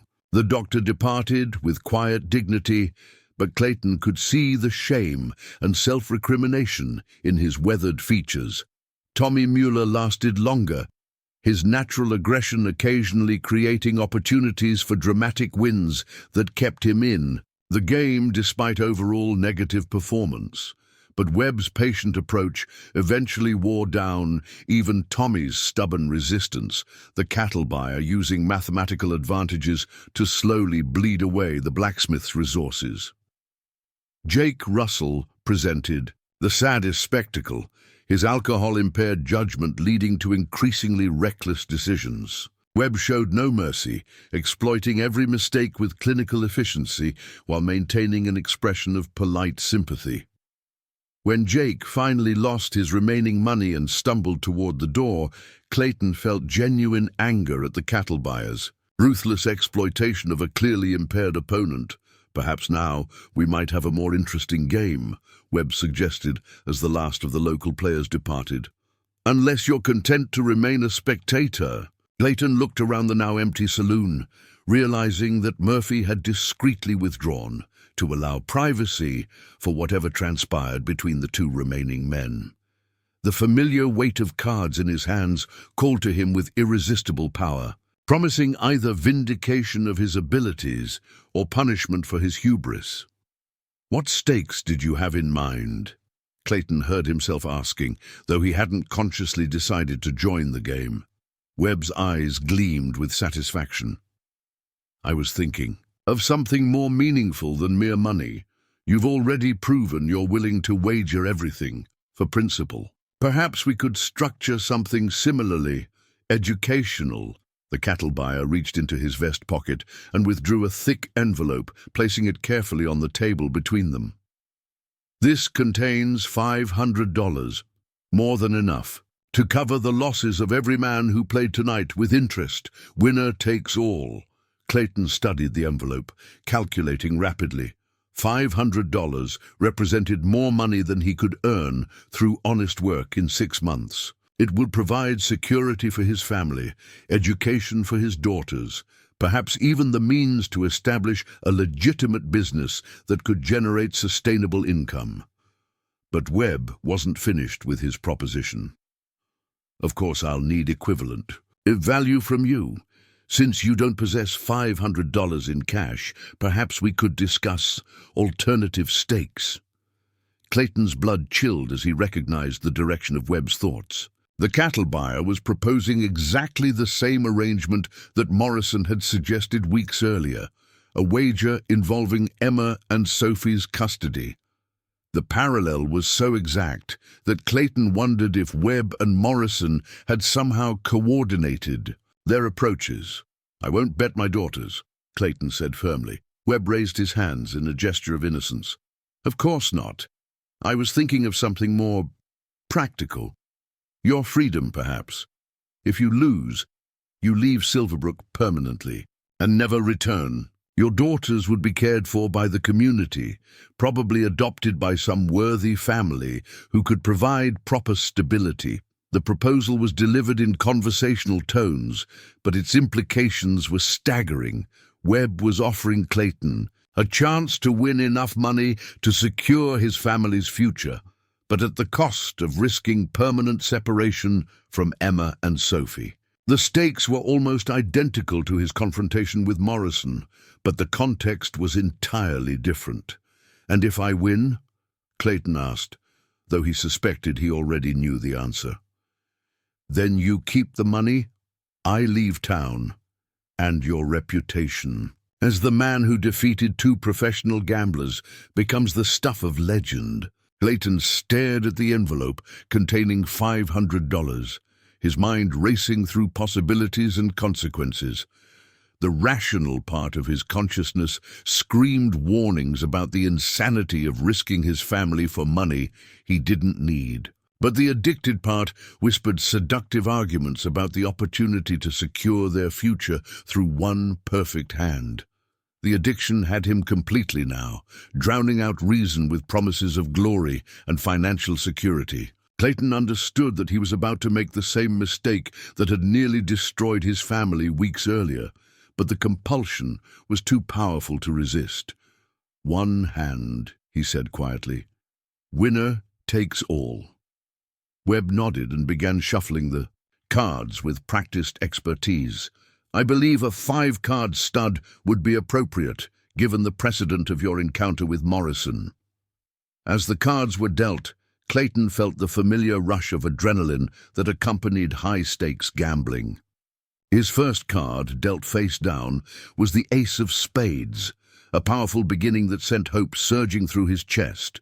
Webb's face-up card was the 10 of Hearts, respectable but not overwhelming. The betting began modestly, both men testing each other's commitment while evaluating the strength of their holdings. Clayton's second card was the Ace of Hearts, giving him a pair of aces that would be difficult to beat. Webb drew the 10 of clubs, creating his own pair, but with lower value. "Pair of aces bets," Clayton announced, pushing forward an imaginary stake that represented his family's future. Webb called without hesitation, his confidence suggesting either strong cards or supreme faith in his ability to outplay his opponent. The cattle buyer's demeanor remained perfectly controlled, revealing nothing about his actual hand strength or psychological state. The third card brought dramatic developments. Clayton drew the Ace of Clubs, giving him 3 aces, an extraordinarily powerful hand that would win the vast majority of poker confrontations. Webb's card was the 10 of Diamonds, completing his own 3 of a kind, but with significantly lower value. Both men now held strong hands, but Clayton's 3 aces dominated Webb's 3 tens. The cattle buyer would need to catch one of the remaining 10s in the deck to achieve a full house, or rely on Clayton making a catastrophic error in judgment. 3 aces, Clayton announced with growing confidence. Webb studied his opponent carefully, his analytical mind calculating odds and possibilities. The cattle buyer had built his career on mathematical precision, never allowing emotion to override logical analysis. But something in Clayton's bearing suggested absolute confidence, the demeanor of a man holding cards that couldn't be beaten. "I fold," Webb said quietly, pushing his cards toward the center of the table. The anticlimax was stunning. Clayton had prepared for a climactic confrontation, expecting to risk everything on the turn of a final card. Instead, Webb's analytical approach had led him to minimize his losses by recognizing an unwinnable situation. But as Clayton reached for the envelope containing $500, Webb's hand intercepted his movement. The cattle buyer's expression had shifted from courteous competition to something far more dangerous. "Actually," Webb said softly, "I believe there's been a misunderstanding about our wager." Clayton's blood turned to ice as he recognized the trap he'd walked into. Webb had never intended to honor their agreement, regardless of the outcome. The cattle buyer was a predator who'd used Clayton's gambling addiction to manipulate him into a vulnerable position. "You lost," Clayton said, trying to project strength despite his growing fear. Webb's smile was cold as the winter wind. "I folded to preserve capital for more important considerations. You see, Mr. Harwick, this was never about poker. This was about demonstrating your fundamental weakness to the entire community." The truth hit Clayton like a physical blow. Webb had orchestrated the entire evening, allowing local men to lose money while waiting for Clayton to reveal his inability to resist gambling temptation. The cattle buyer's real goal wasn't financial gain, but social destruction. Exposing Clayton as a fraud whose recovery was nothing more than temporary performance. Everyone in Silverbrook will know that you returned to the poker table despite your promises, Webb continued. Your daughters will learn that their father chose gambling over their welfare once again. Sheriff Crenshaw will have no choice but to place them in protective custody. Clayton realized that he'd been outmaneuvered completely. Webb hadn't needed to win the poker hand because victory had never been the objective. The cattle buyer's real prize was Clayton's reputation and custody of his daughters, goals that had been achieved the moment Clayton sat down at the poker table. But as despair threatened to overwhelm him, Clayton heard footsteps approaching from the saloon's entrance. Sheriff Crenshaw emerged from the shadows, followed by Miss Lawson and several other community members who'd been watching the proceedings from concealed positions. "Interesting proposition, Mr. Webb," Crenshaw said quietly, "though I believe you've made several errors in your calculations." Webb's confident expression faltered as he realized that his private confrontation had become a public trial.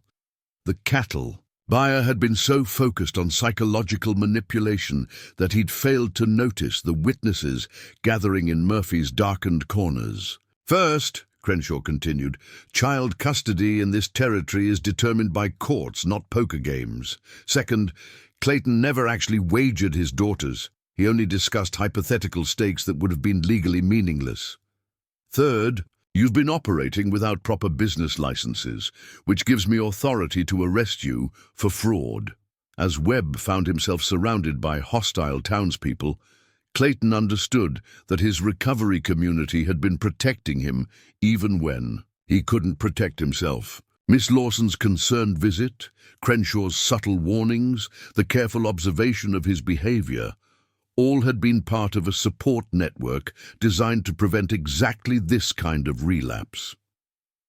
"You came back to the tables," Miss Lawson said gently. "But you also walked away before destroying everything. That's progress, not failure."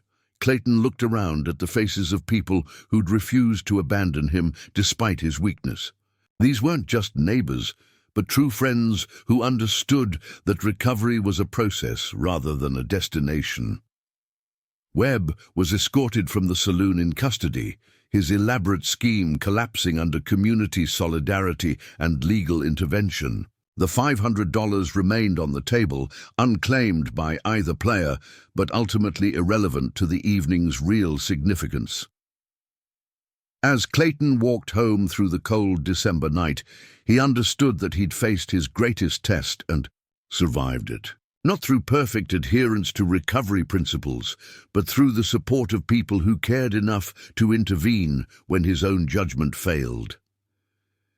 Emma and Sophie were still sleeping peacefully when he returned, their trust in his protection unbroken despite his temporary lapse. Clayton sat beside their bed, watching their innocent faces and making a promise that went deeper than mere words. He would stumble again, would face other temptations and make other mistakes. But he would never again face those challenges alone. Recovery wasn't about achieving perfection, but about accepting help when weakness threatened to overwhelm wisdom. The addiction would always be part of him, but it no longer controlled him. And in Silverbrook, Montana, two little girls would grow up knowing that their father had learned the difference between gambling everything and risking nothing. A lesson that would serve them well in all the challenges that lay ahead. The straight flush that had saved Jake Hendrick's farm would remain Clayton's greatest poker victory, but his decision to accept help instead of facing destruction alone would prove to be his most important win of all. Up next, you've got two more standout stories right on your screen. If this one hits the mark, you won't want to pass these up. Just click and check them out. And don't forget to subscribe and turn on the notification bell so you don't miss any upload from us.